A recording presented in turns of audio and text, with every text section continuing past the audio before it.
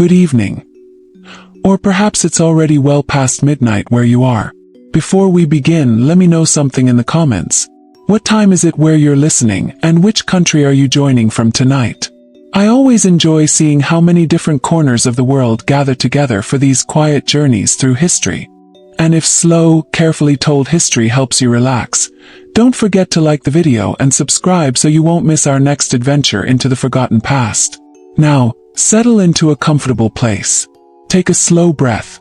Imagine the gentle sound of waves touching an ancient shoreline nearly 23 centuries ago. Tonight, we're sailing into waters where Roman merchants grew nervous, Greek captains whispered warnings, and entire governments struggled to stop people who seemed to appear from nowhere. Because long before famous pirates like Blackbeard ever raised a flag, the Adriatic Sea already belonged to pirates. And among the rocky coastlines of the Balkans lived some of the most feared raiders of the ancient Mediterranean, the Illyrians. The Adriatic Sea looks peaceful today. Ferries cross it every day between Italy and Croatia. Tourists admire quiet fishing villages built from pale stone. Small islands rise from blue water like stepping stones stretching toward the horizon. It is difficult to imagine that these same waters once carried constant fear. Yet more than 2,000 years ago, many sailors believed every quiet bay could hide danger. Every narrow passage between islands might conceal swift ships. Every peaceful morning might suddenly become the last peaceful morning of a voyage. To understand why, we first have to understand the land itself. The Western Balkans were unlike the broad plains of Egypt or the orderly cities of Greece. Instead, this coastline stretched for hundreds of miles. Steep limestone mountains plunged directly into the sea. Sharp cliffs overlooked hidden coves. Thousands of islands, reefs, and narrow channels broke the coastline into a maze that outsiders struggled to navigate. For local fishermen, these waters were home. For experienced Illyrian sailors, they became the perfect hiding place.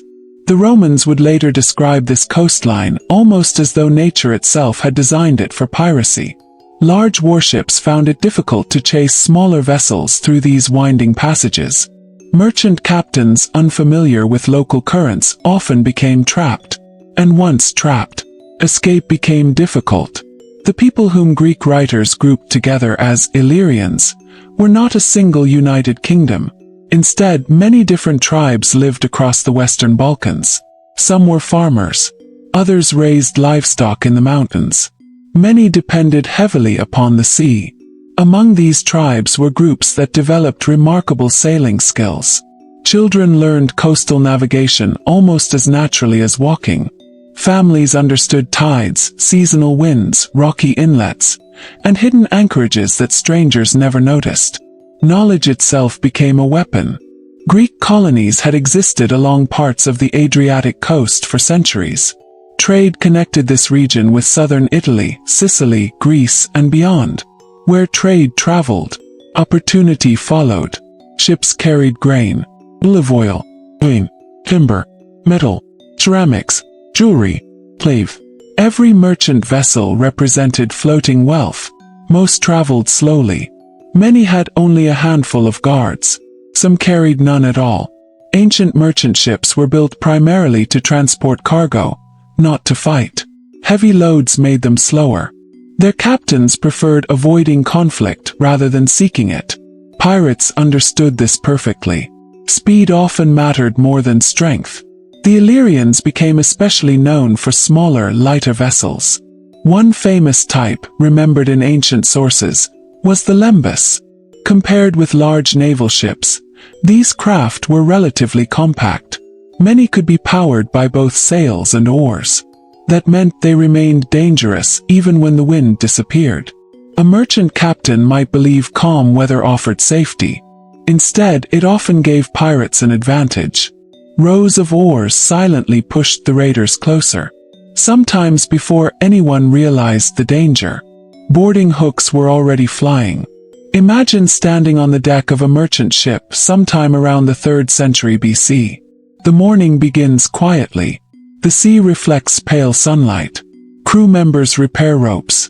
Someone prepares breakfast. The smell of salted fish mixes with fresh air. Nothing appears unusual. Then someone notices movement. Not ahead, not behind, off to one side. A small ship emerging from behind an island. Then another, each moving surprisingly fast. Each cutting directly toward your course. Within minutes, there is no doubt. These are not fishermen. The captain orders more sail. The crew rushes to obey. But the wind remains weak. The merchant vessel responds slowly. Meanwhile, the approaching ships grow larger. You begin hearing oars striking water in perfect rhythm. Closer, closer, closer still. Ancient piracy often depended less upon dramatic battles than simple mathematics. Fast ships usually caught slow ships. Once alongside, numbers became decisive. Pirates climbed aboard carrying spears, swords, shields, and sometimes bows. Resistance could be brief. If merchants surrendered quickly, some survived. They fought. The outcome became much harsher. Cargo disappeared first. Valuable goods loaded onto pirate vessels. Weapons collected. Money taken. Sometimes passengers were kidnapped. Ransom had already become profitable in the ancient world. Important merchants or wealthy travelers could earn considerable payments from relatives or city governments. Others were sold into slavery. The Mediterranean slave trade had existed for centuries. Piracy supplied it. This uncomfortable reality reminds us that piracy was never merely adventure. Ancient writers occasionally described daring raids almost like exciting stories. Real victims experienced something very different. Lost fortunes, lost freedom, lost families, lost lives. 4 coastal communities depending upon trade.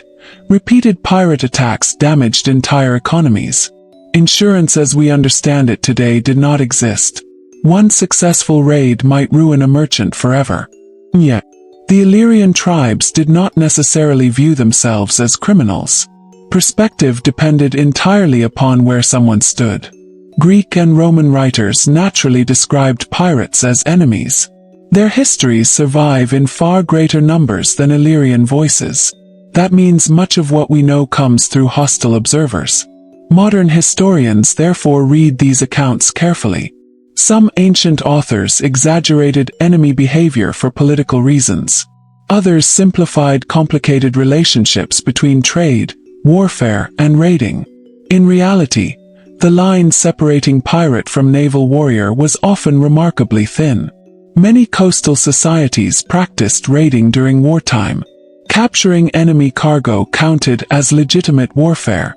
When peace returned, those same habits sometimes continued. What one kingdom called piracy, another called survival. The Adriatic during this period was not controlled by a single dominant empire. Power shifted constantly. Greek colonies defended themselves. Local tribes competed against one another. Kings rose and fell. Trade expanded. Conflicts multiplied. Within that uncertain world, experienced sailors could earn wealth through many different means. Fishing, trading, mercenary service, or raiding. And for certain Illyrian groups, raiding became especially profitable. The sea itself rewarded local knowledge. A pirate captain did not need a massive fleet. He needed hidden anchorages, reliable crews, fast vessels, accurate intelligence, and patience, because somewhere beyond the next island, another merchant ship was already approaching. Its crew knew nothing about the men quietly waiting behind the limestone cliffs. The sailors adjusted their rigging, checked the cargo below deck, and watched the coastline drift slowly past. To them, the journey probably felt routine. They had likely sailed these waters before. They knew where fresh water could be found, where storms usually formed, and which harbors welcomed foreign merchants. What they could never know was whether someone else had been watching them for hours. Ancient piracy depended upon information almost as much as courage. Long before ships appeared on the horizon, coastal lookouts often stood on high ridges overlooking the Adriatic. From those rocky viewpoints, it was possible to see distant sails long before anyone aboard the merchant vessel noticed land. A single signal could travel surprisingly fast. Smoke during daylight, fire at night, reflective bronze mirrors catching the sun, or simply a rider carrying news from one cove to another. The waiting crews did not waste energy chasing every vessel. They preferred valuable targets. Merchant ships carrying wine from Greece, timber from the Balkans, metal from inland mines, fine pottery, olive oil, luxury cloth. Every cargo promised profit. The Adriatic formed one of the Mediterranean's busiest commercial corridors. Greek colonies along the eastern coast traded constantly with cities across southern Italy. Inland tribes exchanged livestock, timber, amber, salt, and metals. Every season brought another stream of ships following familiar sea routes. The routes themselves rarely changed. Ancient captains hugged the coastline whenever possible. Open water frightened many sailors. Ships depended upon favorable winds and limited navigation techniques. Remaining close to land offered fresh water, shelter from storms, and visible landmarks. Ironically, those same advantages also placed them exactly where pirates wanted them. The Illyrian coast contained thousands of natural hiding places. Tiny islands separated narrow channels. Steep cliffs concealed entire anchorages. Dense forests reached almost to the shoreline. An approaching vessel might never notice several pirate ships sitting quietly behind a rocky headland. Distance could be deceptive. A ship appearing harmlessly far away could suddenly emerge much closer after rounding an island. Weather added another layer of uncertainty. Morning fog occasionally drifted across the Adriatic, reducing visibility until coastlines almost disappeared. Even experienced captains struggled during such conditions. Navigation became slower. Lookouts strained their eyes. Every unusual sound across the water demanded attention. The quiet splash of oars, the creaking of timber, a shouted command carried by the wind. Sometimes those sounds arrived only moments before an attack. Unlike the enormous war fleets later assembled by Rome, most pirate groups remained relatively small. That limitation actually became an advantage. Smaller vessels required fewer supplies. Crews could move quickly. Food and fresh water lasted longer. Hidden anchorages accommodated them easily. Large fleets announced their presence. Small raiding parties almost vanished into the coastline. The famous Lembus reflected this strategy perfectly. Ancient writers praised its speed. Modern historians believe these vessels generally carried fewer men than major warships but compensated through agility. Their shallow draft allowed access to waters larger ships avoided. A Roman quinquereme represented overwhelming military power during battle, but it struggled inside narrow rocky passages where a handful of agile boats could disappear almost instantly. The sea itself became part of the Illyrian defense. Many raids probably unfolded with remarkable efficiency. The pirates approached rapidly, boarded, collected valuables, captured prisoners, then withdrew before local defenders could respond. Success depended upon avoiding prolonged combat. A quick victory meant another opportunity tomorrow. A costly battle risked losing experienced sailors who could never be easily replaced. This practical approach shaped much of ancient piracy. Movies often portray pirates seeking glorious fights. History suggests something different. Profit mattered more than heroics. The safest raid was usually the most successful raid. Violence remained a tool rather than a goal. That does not mean these encounters lacked brutality. Ancient combat happened at arm's length. Wooden decks became slippery with seawater, broken cargo, and blood. Spears struck first. Short swords followed. Heavy shields shoved opponents overboard. Archers fired from neighboring vessels whenever space allowed. Many merchant crews possessed little military training. Some surrendered almost immediately. Others resisted fiercely because surrender offered no guarantee of survival. Ancient sources occasionally describe captives being stripped of valuable clothing before release. Others lost everything except their lives. Still others disappeared forever into the expanding slave markets of the Mediterranean. Slavery formed one of antiquity's largest commercial systems, touched nearly every major civilization. Captured pirates themselves sometimes became slaves. Captured merchants likewise. The distinction between hunter and hunted could disappear with astonishing speed. Storms, naval patrols, or rival raiders might reverse fortunes within hours. For ordinary coastal villagers, life alongside piracy could become deeply complicated. Not everyone participated directly. Many depended upon farming small plots of rocky land. Others raised sheep or goats. Fishing remained essential. Yet prosperous pirate crews brought silver coins, foreign goods, fine weapons, expensive fabrics, and exotic products into communities that otherwise possessed limited wealth. Economic incentives gradually shaped local attitudes. A blacksmith repairing damaged swords earned income. A carpenter building new boats earned income. Families selling food to returning crews earned income. Harbors offering temporary shelter earned income.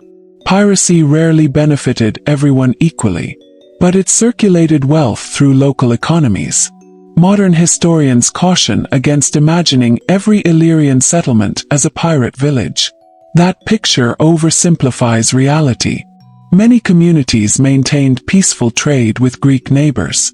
Some even suffered pirate attacks themselves. Political loyalties shifted constantly between tribes. What one chief encouraged, another condemned.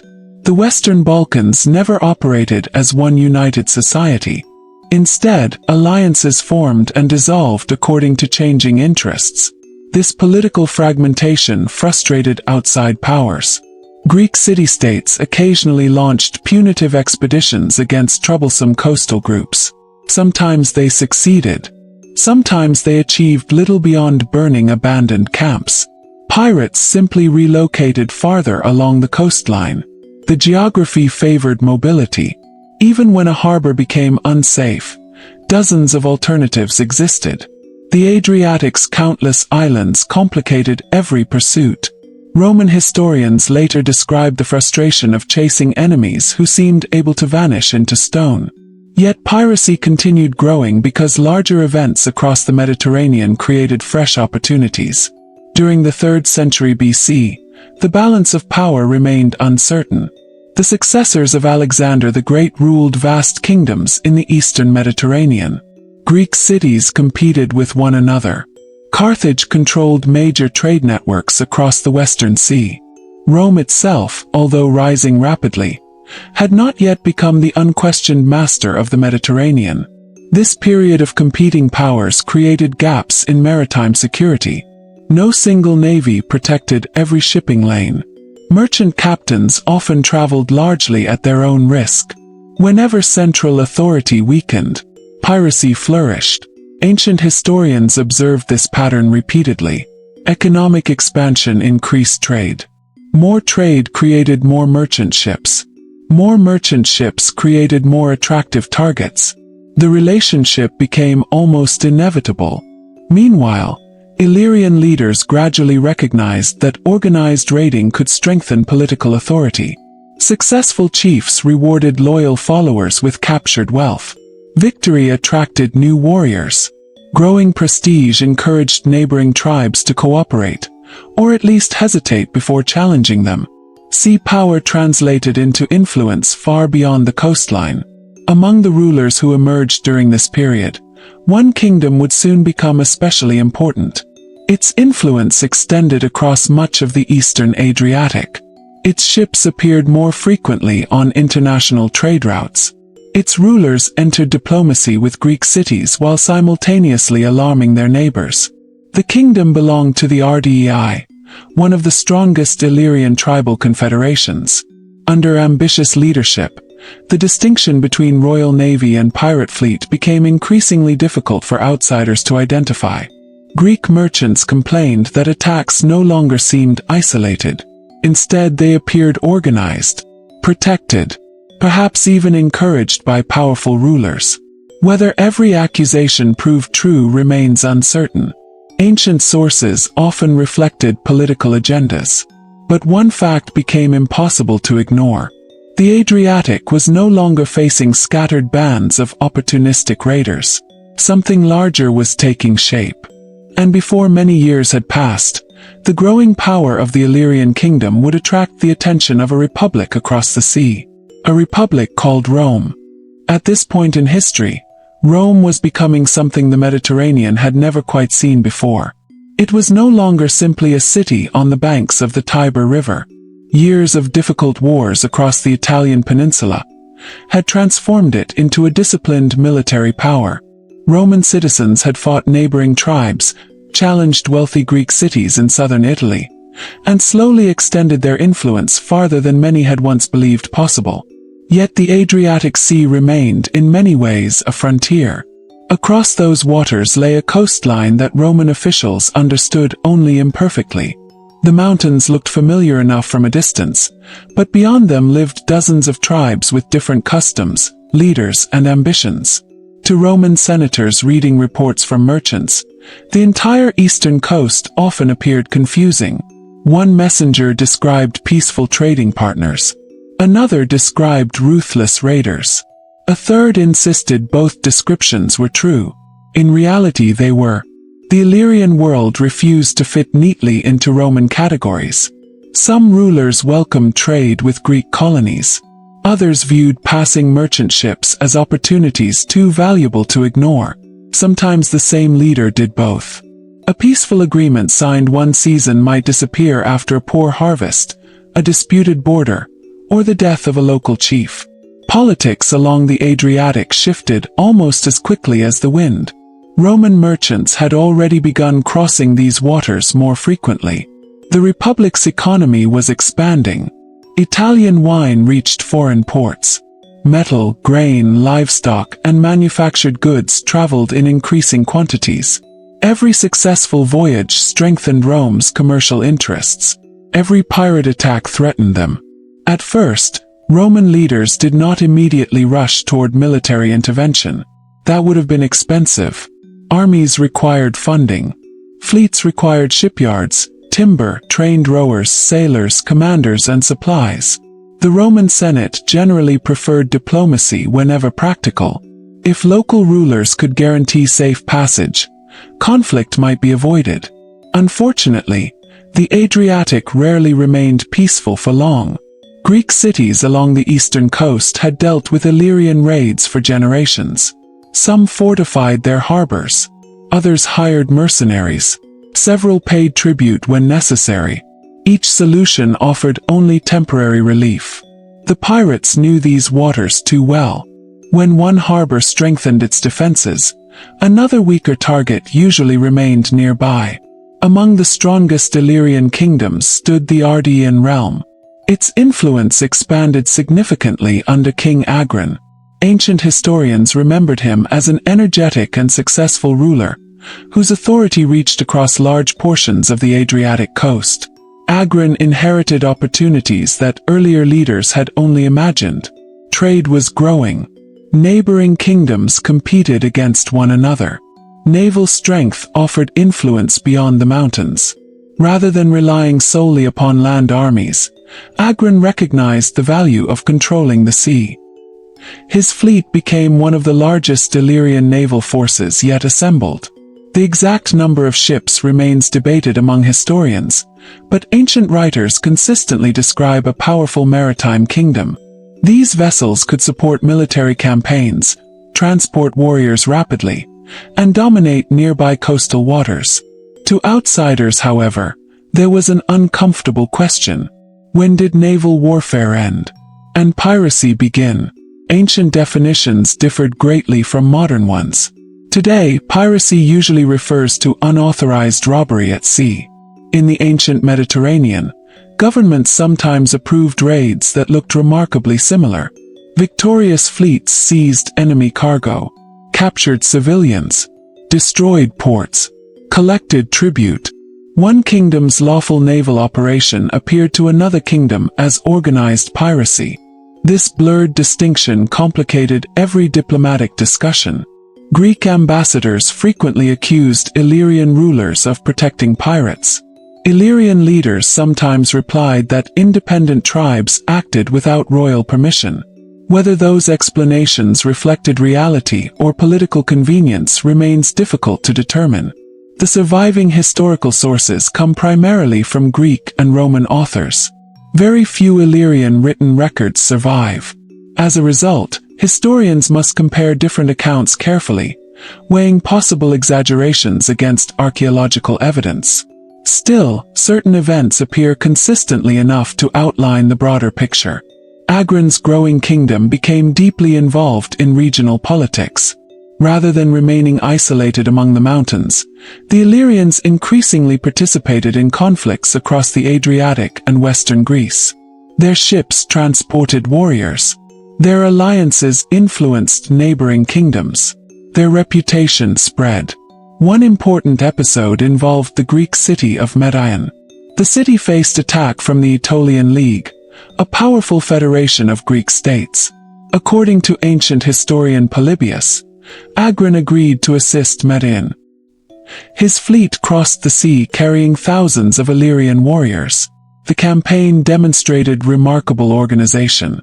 Rather than behaving like scattered raiders, the Illyrians launched a coordinated military expedition.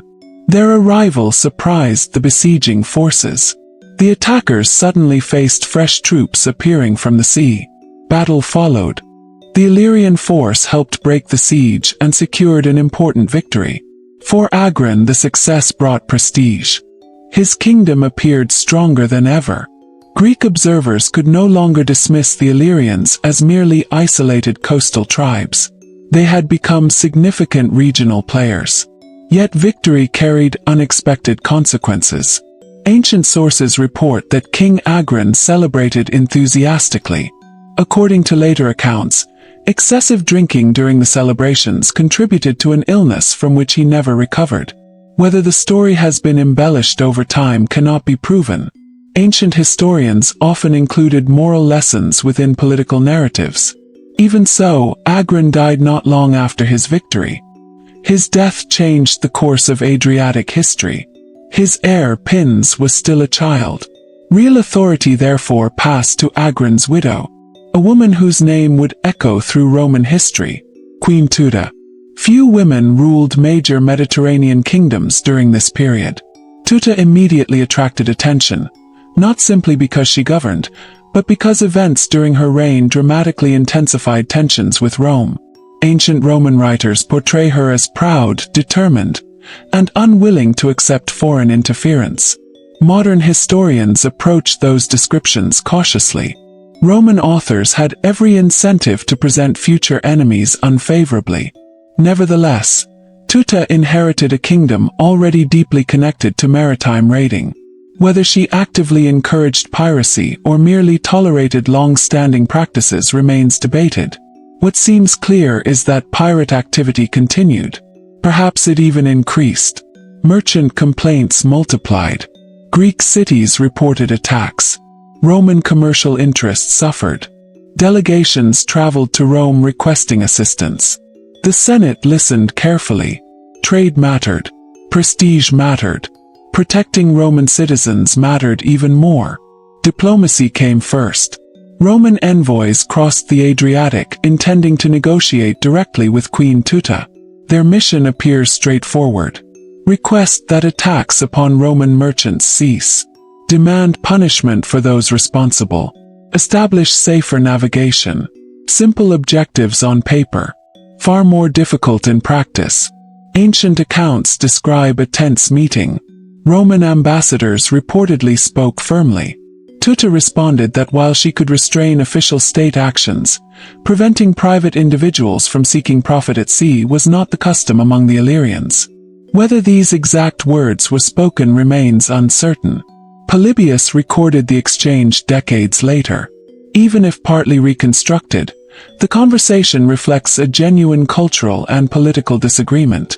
Rome expected rulers to control violence within territories under their authority. Illyrian traditions may have viewed certain forms of raiding quite differently. The meeting ended badly. Very badly. According to Roman tradition, one ambassador openly criticized the queen's position and warned that Rome would soon teach the Illyrians proper justice. If the account is accurate, the remark was extraordinarily bold, possibly insulting, possibly threatening. What happened next became one of the most famous diplomatic incidents of the ancient Adriatic. As the Roman delegation departed for home, one of the ambassadors never completed the journey. He was killed before reaching Italy. Roman sources blamed agents acting under Queen Teuta's authority. Some modern historians question whether she directly ordered the murder, or whether local commanders acted independently. The surviving evidence cannot answer with certainty. But from Rome's perspective, the distinction scarcely mattered. An official Roman envoy had died. Diplomatic immunity had been violated. The Senate now possessed not only commercial grievances, but a political and moral justification for war. Across the Adriatic, shipbuilders began working faster. Storehouses filled with grain, timber, weapons, and rope. Oars were carved. Bronze fittings were prepared. Experienced sailors received orders. For generations, the Illyrian pirates had frightened merchants and challenged nearby kingdoms. Now for the first time, they were about to face the full attention of the Roman Republic. For the Roman Senate, the decision was not made lightly. Launching a military expedition across the Adriatic meant committing thousands of soldiers, hundreds of officers, and an enormous fleet to waters that many Romans had never sailed before. Ships had to be built or prepared. Supplies had to be gathered. Grain, fresh water, weapons, spare sails, timber for repairs, and countless other necessities filled warehouses along Italy's eastern coast. Rome understood something important. Winning a battle at sea was only part of the challenge. An army also needed somewhere to land. Ports had to be secured. Local allies had to be found. Communication with Italy had to remain open. Every mile across the Adriatic increased the difficulty of maintaining such an expedition. Yet Rome believed the risk was worthwhile. By 229 BC, preparations were complete. According to the ancient historian Polybius, Rome assembled an impressive force. Ancient writers give different numbers, but they consistently describe one of the largest Roman expeditions ever sent across the Adriatic up to that time. The fleet included many warships escorted by transport vessels carrying thousands of infantry and cavalry. The message could not have been clearer. Rome was no longer sending ambassadors. It was sending an army. Across the sea, Queen Teuta probably did not expect the speed of the Roman response. For generations, Illyrian rulers had dealt mostly with nearby Greek cities. Conflicts remained regional. Raids came and went. Trade resumed. Life continued. Rome, however, approached conflict differently. Once the Senate committed itself to war, it usually pursued decisive results. The Republic wanted more than revenge. It wanted lasting security. As Roman sails appeared on the horizon, many communities along the eastern Adriatic faced difficult choices. Should they remain loyal to the Illyrian kingdom? Should they resist Rome? Or should they negotiate before the fighting even began? Political loyalties in the Balkans had never been simple. Some local leaders admired Queen Teuta. Others had grown tired of constant warfare. Still others saw an opportunity to strengthen their own positions by supporting whichever side seemed most likely to win. One of the first major figures to change sides was Demetrius of Pharos. Originally connected to the Illyrian kingdom, Demetrius governed the strategically important island of Pharos, today known as Var. His decision would shape the campaign. Rather than resisting the Romans, Demetrius chose cooperation. Ancient sources describe him surrendering key positions and offering valuable information. Whether motivated by ambition, caution, or genuine political disagreement with Teuta remains uncertain. Perhaps all three played a role. For Rome, his support proved extremely valuable. No military commander enjoys invading unfamiliar territory without local knowledge. Demetrius understood the coastline. He knew the harbors. He understood local alliances. He could identify which settlements might surrender peacefully and which were likely to resist. Knowledge often wins wars long before swords are drawn. The Roman fleet advanced steadily. Instead of charging recklessly into every harbor, commanders combined military strength with diplomacy. Cities willing to submit often avoided destruction. Those choosing resistance faced overwhelming force. This careful strategy allowed Rome to move faster than many opponents expected. Each surrendered settlement weakened Queen Teuta's position. Each new ally expanded Roman influence. Meanwhile, Illyrian defenders faced an uncomfortable reality. Their greatest strength, control of the coastline, began slipping away. Ports that once sheltered their ships now welcomed Roman vessels instead. Anchorages carefully used for generations became dangerous. Supply routes grew uncertain. Even experienced pirate crews found fewer safe places to regroup. Still, the campaign was far from easy. The Adriatic remained a difficult sea. Weather changed quickly. Strong winds known today as the Bora could descend from the mountains with little warning, turning calm water into crashing waves within hours.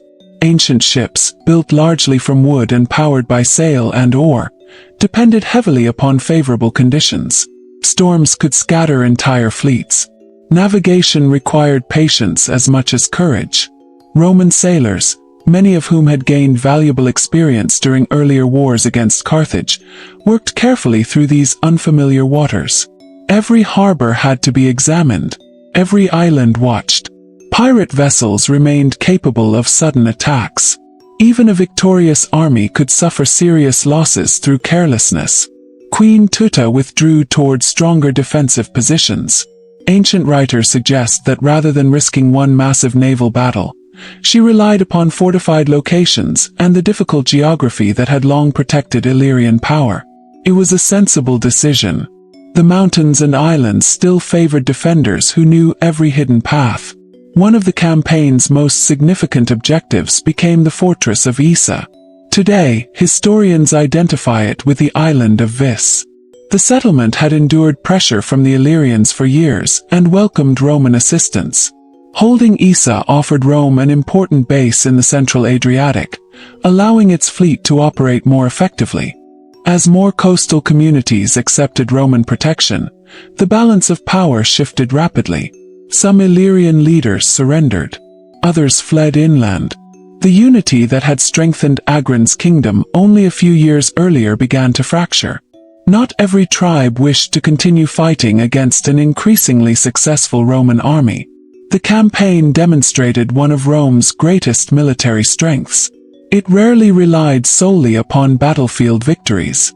Instead, Roman commanders combined diplomacy, logistics, engineering, and political negotiation. An enemy could be defeated piece by piece. Each surrendered town reduced resistance elsewhere. Each alliance isolated remaining opponents. This systematic approach would later become one of the defining characteristics of Roman expansion across Europe, North Africa, and the Near East. For the Illyrian pirates, the consequences were immediate. Merchant shipping slowly became safer in areas now patrolled by Roman forces. Pirate crews found themselves hunted rather than feared. Some abandoned raiding altogether. Others simply moved farther along the coastline, searching for waters beyond immediate Roman control. Centuries later, historians would recognize a familiar pattern. Piracy rarely disappears overnight. Pressure in one region often pushes it somewhere else. As long as valuable trade continues and political authority remains divided, piracy has a way of returning. The ancient Adriatic was no exception.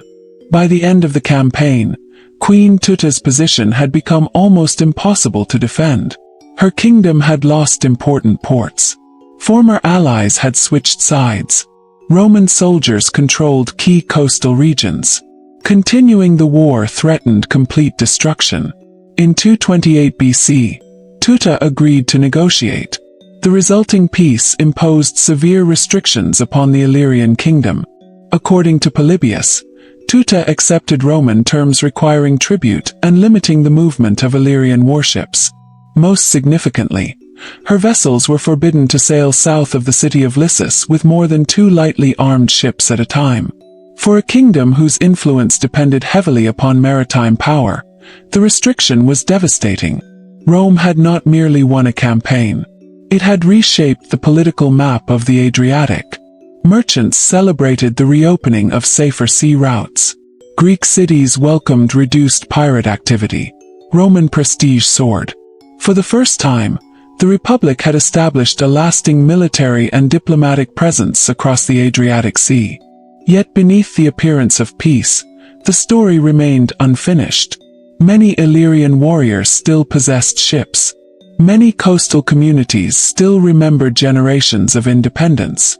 And one man who had helped Rome achieve victory, Demetrius of Pharos, would soon begin questioning whether Roman friendship was worth the price.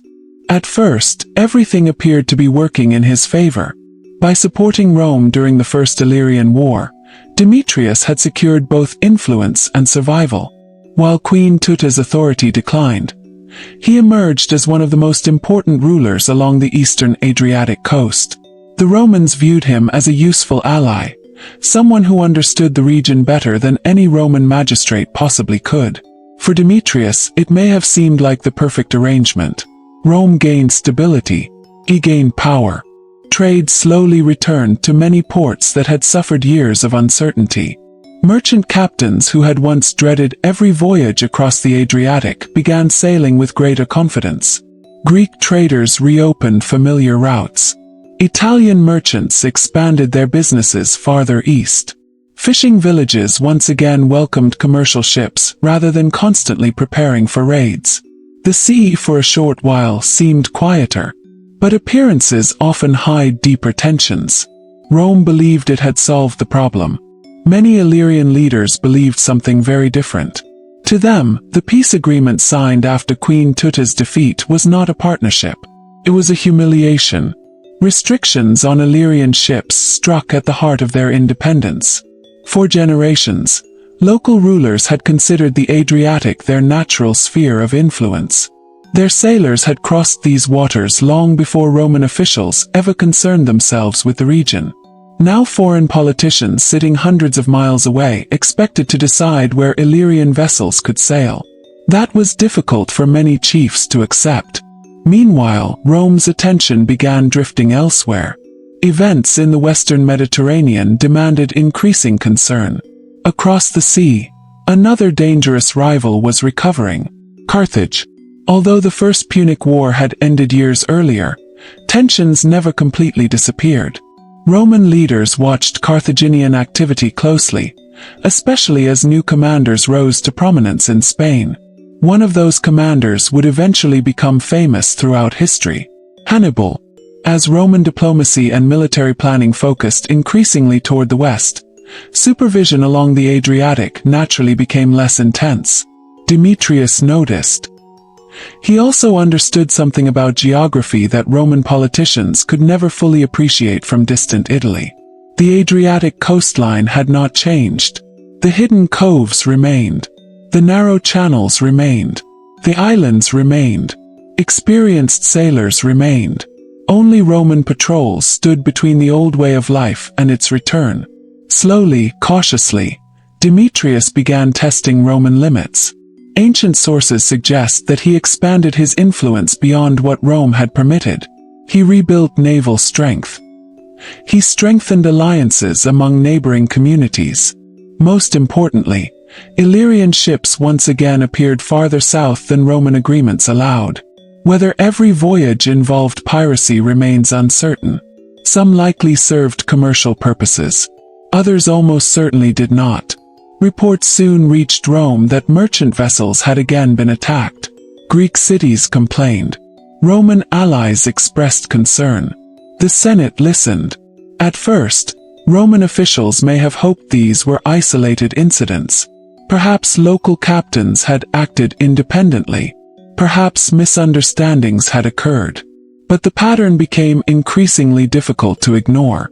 Demetrius seemed to be rebuilding the very maritime power Rome had tried to dismantle.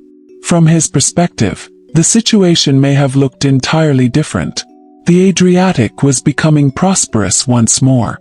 Control of trade promised wealth. Maintaining ships required experienced crews, and experienced crews expected opportunities. Without active naval operations, many skilled sailors would simply seek employment elsewhere. Power at sea had always depended upon constant activity. Idle fleets quickly deteriorated. Ancient wooden ships demanded continual maintenance. Hull planks warped, ropes weakened, sails deteriorated under sun and salt water. Crews lost discipline without regular voyages. Keeping a navy alive required money and purpose. For ambitious rulers, maritime expansion often seemed the logical solution. Demetrius also understood Roman politics better than many of his contemporaries. He knew the Republic faced growing challenges in other regions. Perhaps Rome would tolerate small violations. Perhaps it would protest diplomatically rather than militarily. Perhaps the Senate simply lacked the time for another Balkan campaign. It was a dangerous calculation. Roman patience could appear endless, until suddenly it wasn't. By 220 BC, evidence accumulated that Demetrius had openly violated the treaty. According to Polybius, he sailed with far more ships than permitted, and conducted operations deep into waters where Roman agreements explicitly forbade Illyrian naval activity. Some expeditions reached the Peloponnese. Others threatened shipping routes that Rome considered increasingly important. The Senate reached its conclusion. The problem had returned. Only the names had changed. Instead of Queen Teuta, Demetrius now stood at the center of Roman attention. The response came swiftly. In 219 BC, Rome launched what historians call the Second Illyrian War. Unlike the first conflict, this campaign focused primarily upon one ruler rather than an entire kingdom. Roman commanders already possessed valuable experience from the earlier expedition. They understood the coastline better. They knew which local leaders might cooperate. Perhaps most importantly, they recognized Demetrius himself. The advantage of surprise no longer belonged to the Illyrians. Demetrius attempted to prepare. Fortifications were strengthened. Ships gathered at strategic ports. The island of Pharos became one of his principal defensive positions. Its location offered natural advantages. Surrounded by water, protected by strong defenses, and familiar to local sailors, it seemed an ideal place to resist another Roman invasion. Yet Roman commanders adapted.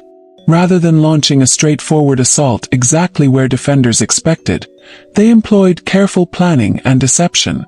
Ancient accounts describe Roman forces making use of diversionary tactics, drawing defenders' attention while another force approached from an unexpected direction. The details remain debated among historians, but the outcome is not. The Romans captured Pharos. Demetrius escaped before the final collapse. His political career along the Adriatic effectively ended.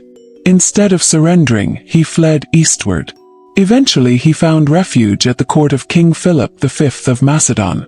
There, far from the islands he once ruled, Demetrius remained influential. He reportedly advised Philip on relations with Rome, encouraging resistance against the expanding republic. In an unexpected way, the former Illyrian ruler continued shaping Mediterranean history even after losing his own kingdom. Meanwhile, Rome tightened its control over the Adriatic once again. The Second Illyrian War proved much shorter than the first. Roman commanders faced less organized resistance. Many communities had already accepted that opposing Rome carried enormous risks. Trade resumed under closer Roman supervision. Naval patrols increased. Merchant captains once more enjoyed greater security. For ordinary sailors crossing the Adriatic, daily life gradually became less frightening than it had been only a generation earlier. Yet piracy itself had not vanished. It almost never does. History shows that piracy survives wherever opportunity outweighs risk. If one coastline becomes dangerous for raiders, another often becomes attractive. Some Illyrian sailors undoubtedly returned to peaceful livelihoods.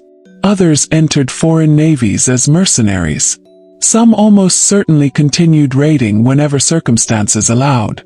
The sea has always rewarded those willing to exploit moments of weakness. Rome understood this lesson. Its victories against Queen Teuta and Demetrius had solved immediate political problems, but they had also revealed something larger. Protecting commerce required constant vigilance. Navies could not simply win one campaign and disappear. Merchant shipping depended upon permanent security. Without regular patrols, without reliable ports, without cooperation from coastal communities, the old patterns could quickly return. These campaigns became an important turning point in Roman thinking. The Republic increasingly realized that controlling the Mediterranean meant controlling its sea lanes, not merely its coastlines. That realization would influence Roman strategy for centuries. Still, beyond official treaties and military victories, the memory of the Illyrian pirates lingered. Merchants continued sharing stories in harbors from Italy to Greece. Older sailors warned younger crews about hidden coves and narrow channels. Parents frightened children with tales of swift ships appearing out of the morning mist. The greatest pirate kingdom of the Adriatic had been broken, but its reputation proved far more difficult to erase. Long after Roman victories had been celebrated in Italy, experienced sailors continued glancing toward the eastern horizon with quiet caution.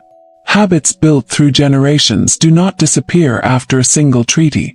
A captain who had once survived an Illyrian raid remembered every detail for the rest of his life. He remembered the sudden appearance of low, fast ships. He remembered the urgent cries of the lookouts. He remembered cargo scattered across the deck and the desperate race to catch a favorable wind before the attackers closed the distance. Those memories traveled farther than the pirates themselves. Around evening fires in coastal taverns, merchants exchanged stories before beginning another voyage. Some tales were undoubtedly exaggerated. Ancient sailors, much like modern travelers, often embellished dangerous adventures. One pirate ship became 3. A brief chase became an all-day pursuit. A handful of raiders became an entire fleet. Yet beneath those exaggerations lay genuine fear. The Adriatic had taught people that danger rarely announced itself. It arrived quietly. Sometimes the sea looked almost perfectly calm. The water reflected the sky like polished glass. Fishing boats drifted peacefully between islands. Seabirds circled overhead searching for their morning meal. Everything appeared ordinary. Then, within minutes, the horizon changed. This uncertainty shaped daily life for generations. Merchants adjusted their schedules. Captains often preferred sailing in groups whenever possible. Several cargo vessels traveling together presented a more difficult target than a lone ship carrying expensive goods. Although such informal convoys lacked the discipline of later naval escorts, they still offered advantages. More lookouts meant better chances of spotting danger early. More crews meant more defenders if fighting became unavoidable. Even experienced pirates thought carefully before attacking several ships at once. Timing also mattered. Many captains planned voyages according to the seasons. Winter storms across the Adriatic could be severe. Cold winds sweeping down from the Balkan mountains created rough seas capable of destroying wooden ships regardless of whether pirates were nearby. Spring and summer generally offered more reliable weather. Unfortunately, those same seasons also attracted more merchant traffic. The busiest months became the busiest hunting season for maritime raiders. Roman authorities gradually recognized another important lesson. Military victories alone could not guarantee permanent security. Piracy was not simply a military problem. It was also an economic one. As trade expanded, opportunities expanded alongside it. The Mediterranean carried enormous wealth. Grain fed growing cities. Olive oil traveled in thousands of clay amphorae. Wine crossed the sea by the shipload. Iron tools, bronze weapons, marble, glassware, textiles, spices, and countless everyday goods moved constantly between ports. Every merchant vessel represented investment. Every successful voyage supported families, workshops, farms, and entire cities. Protecting commerce therefore became an essential responsibility of government. This realization gradually transformed Roman naval policy. Earlier generations had often viewed fleets as temporary wartime necessities. Ships were built when conflict demanded them. After victory, many vessels were retired or neglected. Experience in the Adriatic suggested something different. Permanent naval readiness offered lasting benefits. Regular patrols discouraged piracy before attacks occurred. Visible warships reassured merchants.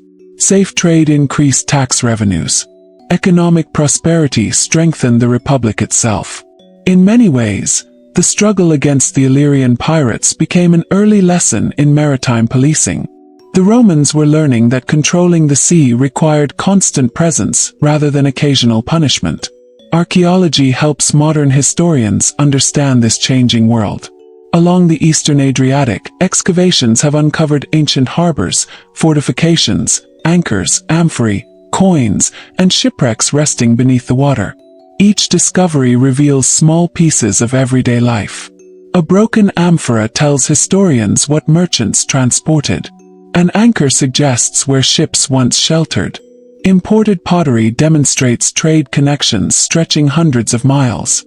Even sunken cargoes become historical documents preserved beneath layers of sand.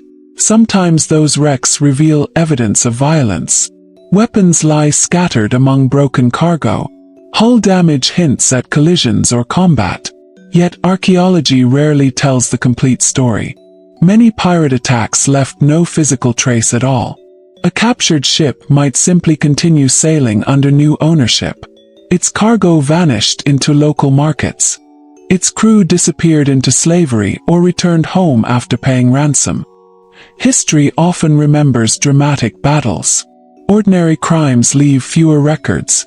The written sources remain equally complicated. Most surviving accounts come from authors like Polybius, Livy, Appian, and later Roman historians. They wrote from the perspective of expanding Mediterranean powers. Their audiences expected Roman victories. They admired Roman discipline. Naturally, they described Rome's enemies through that lens. Modern scholarship therefore approaches these texts with careful balance. The Illyrians almost certainly committed acts that today would be called piracy. At the same time, Roman authors sometimes exaggerated enemy behavior to justify military intervention. This pattern appears throughout ancient history. Victorious civilizations often present themselves as bringing order to chaotic frontiers. Reality tends to be more complicated. The Illyrians were not merely pirates. They were farmers, fishermen, metal workers, traders, shepherds, craftsmen, parents raising children in mountain villages overlooking the sea.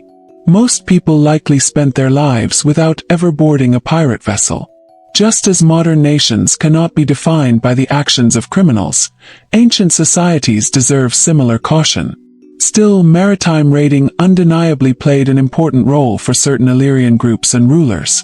Ignoring that reality would distort history just as much as exaggerating it. Roman administration slowly reshaped the region after its victories. New alliances formed. Trade agreements expanded. Ports became increasingly connected to wider Mediterranean markets. Roads linking inland settlements with coastal harbors improved communication between mountain communities and the sea. Economic life gradually shifted toward greater stability.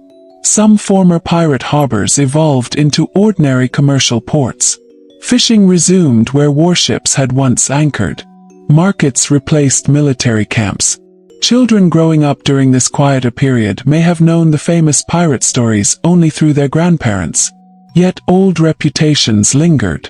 A harbor once associated with raiders could remain suspicious in the minds of foreign merchants for decades. Trust, like fear, travels slowly. Meanwhile, beyond the Adriatic, Rome's attention was being drawn toward even greater dangers.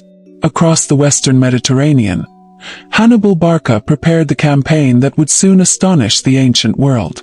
Within a few years, Roman armies would face battles far larger than anything fought against the Illyrian kingdoms. The Republic's survival itself would be tested. Compared with the coming struggle against Carthage, the Adriatic might almost seem peaceful. Almost. Because while senators debated distant wars and generals marched across Europe, experienced sailors understood an enduring truth. The sea never remains empty for long. Whenever powerful fleets sailed elsewhere, whenever patrols became less frequent, whenever governments focused on new enemies, someone always noticed. Somewhere among the countless islands of the eastern Adriatic, hidden coves still waited. Old anchorages remained untouched. Families remembered forgotten channels through the rocks. Young men learned to handle small boats just as their fathers had done. The knowledge that had once made the Illyrian pirates so formidable had not disappeared with Queen Teuta or Demetrius. It had simply become part of the coastline itself, waiting for history to offer another opportunity. The opportunity did not arrive all at once. There was no single morning when every hidden harbor suddenly filled with pirate ships again. Instead, life along the Adriatic settled into something quieter, though never entirely peaceful. Roman authority expanded year after year. New officials crossed the sea. Tax collectors appeared in ports that had once answered only to local chiefs. Merchants carrying Roman goods became an increasingly common sight. Latin began to join Greek and Illyrian languages in marketplaces. The region slowly became connected to a much larger world. For many ordinary families, these changes brought advantages. Trade became more predictable. Harbors welcomed more commercial traffic. Local farmers found larger markets for livestock, olives, wine, timber, and salt. Craftsmen discovered customers arriving from places they had never visited themselves. A peaceful sea, even if imperfectly peaceful, usually meant fuller markets. Yet not everyone benefited equally. Some coastal communities had depended upon maritime raiding for generations. The wealth captured from merchant vessels had supported powerful families and rewarded loyal warriors. When Rome restricted those activities, entire local economies needed to adapt. Some men entered legitimate trade. Others hired themselves as sailors aboard Roman or Greek ships. Many became fishermen. Some joined Roman auxiliary forces, where their knowledge of the sea proved valuable. Others refused to abandon the old ways. For them, piracy had never been merely theft. It represented independence. The Adriatic had long belonged to those who understood it best. Foreign officials issuing regulations from distant cities felt like intruders. Small acts of resistance continued. A merchant might disappear along an isolated stretch of coast. A fishing village might quietly shelter suspicious visitors for a single night. Cargo could vanish before authorities arrived. Rarely were these incidents large enough to threaten Roman control, but they reminded everyone that complete security remained impossible. Roman commanders understood this better than anyone. As the Republic matured into an empire, naval organization became increasingly sophisticated. Permanent fleets were eventually established in strategic regions. Warships no longer existed only for major conflicts. Their presence itself became part of Roman government. The Adriatic received regular attention because it connected Italy with the eastern provinces. Grain shipments, military reinforcements, official correspondence, tax revenues, and commercial cargo all crossed these waters. Protecting those routes became essential. The sea linked the empire together almost like a network of roads. In many respects, ships traveled more efficiently than wagons. A single merchant vessel could carry cargo that would require hundreds of animals on land. Large quantities of stone, timber, grain, and metal moved far more cheaply across water. That economic reality explains why piracy concerned Rome so deeply. Interrupting maritime trade threatened the empire's prosperity. The lessons learned from the Illyrian conflicts influenced Roman naval thinking elsewhere. When pirates later appeared in different parts of the Mediterranean, Roman commanders already possessed valuable experience. They understood that defeating raiders required more than chasing ships. Ports had to be secured, coastal allies cultivated, supplies protected, hidden anchorages identified. Information gathered continuously. Victory depended upon intelligence as much as force.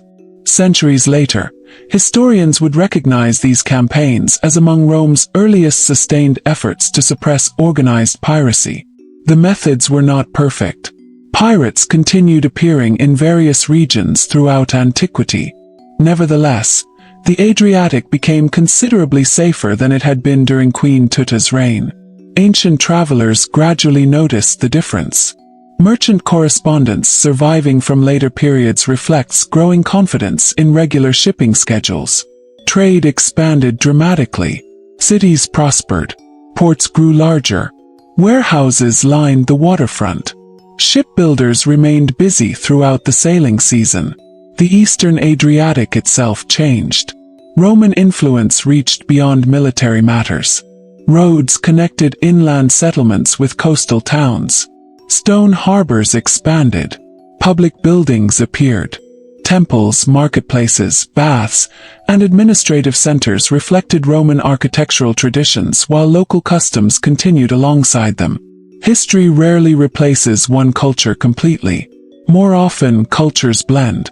The descendants of Illyrian families lived under Roman administration while preserving elements of their own identities. Archaeological discoveries reveal this mixture clearly. Latin inscriptions appear beside local names. Roman coins circulate alongside regional craftsmanship. Imported pottery sits beside locally produced ceramics. The coastline became neither fully Roman nor entirely unchanged. Became something new. The ships visiting Adriatic ports also reflected this diversity. Roman merchants arrived from Italy. Greek traders continued long-standing commercial relationships. Sailors from Egypt, Syria, Asia Minor, and North Africa eventually entered these same harbors. The Mediterranean functioned as an enormous connected world. Ideas traveled alongside cargo. Religions spread through ports. Languages mixed on crowded docks. A sailor might hear half a dozen different accents before sunset. Imagine walking through one of these ports during the 1st century BC. The smell of saltwater blends with fresh bread baking nearby. Blacksmiths hammer iron nails for ship repairs. Potters unload stacks of amphorae. Dockworkers roll heavy barrels across wooden piers. Children weave between merchants shouting prices in several languages. Fishermen repair nets while watching larger cargo ships prepare to depart. Everything feels busy, purposeful, orderly. Yet beneath this ordinary routine lies memory. An old captain points toward a distant island. Perhaps 50 years earlier, he tells a younger sailor, no merchant would have passed that headland alone. The conversation grows quiet. Experience carries authority. The younger man listens carefully. History survives through stories long before it reaches books. Not every legend told in these ports was entirely accurate. Some tales transformed Illyrian pirates into nearly mythical figures capable of impossible feats. Others exaggerated Roman victories until every battle sounded effortless. Reality lay somewhere between. The Illyrian raiders succeeded because they understood geography, possessed exceptional maritime skills, and operated during a period of fragmented political authority. Rome eventually prevailed because it combined military strength with diplomacy, logistics, and persistent naval presence. Neither side achieved success through luck alone. Modern archaeology continues revealing details unavailable to ancient historians. Excavated hill forts overlooking the coast demonstrate how carefully communities observed maritime traffic. Harbor remains show where ships anchored safely. Recovered anchors indicate frequently used routes. Even tiny fragments of imported glass help scholars reconstruct ancient commercial networks. Every discovery adds another small piece to a much larger picture. Interestingly, many archaeological sites suggest extensive peaceful trade existing alongside periods of conflict. This reminds historians that piracy represented only one aspect of Illyrian life. Most people spent far more time farming rocky hillsides, tending animals, fishing coastal waters, building homes, raising children, and participating in ordinary village life than attacking merchant ships. Violence attracts historians because dramatic events survive in written records. Daily routines rarely do. Yet those quiet routines form the foundation of every ancient society. The Adriatic itself remained remarkably beautiful throughout these centuries. Its clear water reflected the changing seasons. Spring covered nearby hills with green. Summer brought bright sunlight across pale limestone islands. Autumn filled forests with warm colors. Winter winds swept cold air from the mountains, reminding sailors that nature could be more dangerous than any pirate. Generation after generation looked upon the same sea, the same islands, the same narrow channels. Empires changed. Kings disappeared. Treaties were signed and forgotten. But the coastline endured. And somewhere among those ancient rocks, the echoes of the Illyrian pirates continued drifting across the water, carried not by sails anymore, but by memory. Memory has a remarkable way of preserving what stone cannot. Long after the last great Illyrian pirate fleet had disappeared from history, sailors continued telling stories that blended fact with caution. Around campfires in noisy taverns, and aboard slow-moving merchant ships, older captains spoke of narrow channels where fast boats once waited patiently behind the rocks. Some stories grew larger with every generation. Others became simpler. But nearly all of them carried the same lesson. Never underestimate the sea. The Adriatic was never merely a stretch of water separating Italy from the Balkans. It was a living highway. Every season, thousands of people depended upon it. Farmers waited for imported tools. Cities relied upon grain arriving by ship. Merchants invested fortunes in cargoes that floated across its surface. Governments depended upon taxes collected from maritime trade. Even armies often traveled more efficiently by sea than by land. Control of the Adriatic meant far more than controlling a coastline. It meant influencing the movement of wealth itself. That truth had motivated the Illyrian rulers. It had motivated Rome. And it would continue motivating powerful states for centuries afterward. As Roman authority strengthened throughout the Mediterranean, the Adriatic became increasingly integrated into a much larger commercial network. Cargo leaving Spain might eventually reach Greece. Wine produced in Italy could be sold in ports hundreds of miles away. Fine marble from the eastern Mediterranean decorated buildings throughout the Roman world. Glassware, spices, textiles, olive oil, metals, and pottery crossed the sea in astonishing quantities. Every successful voyage connected distant communities. Imagine standing on the deck of a Roman merchant ship sometime during the 1st century BC. The vessel is larger than many earlier Illyrian raiding boats. Its hull creaks gently with the movement of the waves. Amphorae filled with wine are stacked carefully below deck. Bundles of cloth rest beside jars of olive oil. The captain studies the coastline while a sailor adjusts the square sail overhead. Everything appears calm. Yet experienced eyes never stop searching. Old habits survive. Lookouts continue scanning every island, every shadow between the cliffs, every unfamiliar sail. Not because the Illyrian pirate kingdom still exists. Does not. But because centuries of maritime experience have taught one simple rule. Confidence should never become carelessness. Roman law attempted to create order across these busy waters. Harbor officials recorded cargo. Customs duties were collected. Commercial disputes could be settled in courts rather than through violence. This legal framework encouraged even greater trade. Merchants generally prefer predictable rules over uncertain risks. A stable government often proves just as valuable as favorable winds. For coastal communities, prosperity slowly replaced constant fear. Fishing expanded. Shipbuilding flourished. Warehouses multiplied near busy ports. Artisans produced ropes, sails, anchors, barrels, pottery, and countless other necessities supporting maritime commerce. An entire economy developed around peaceful navigation. Ironically, some of the same skills that had once made excellent pirates now made excellent merchants.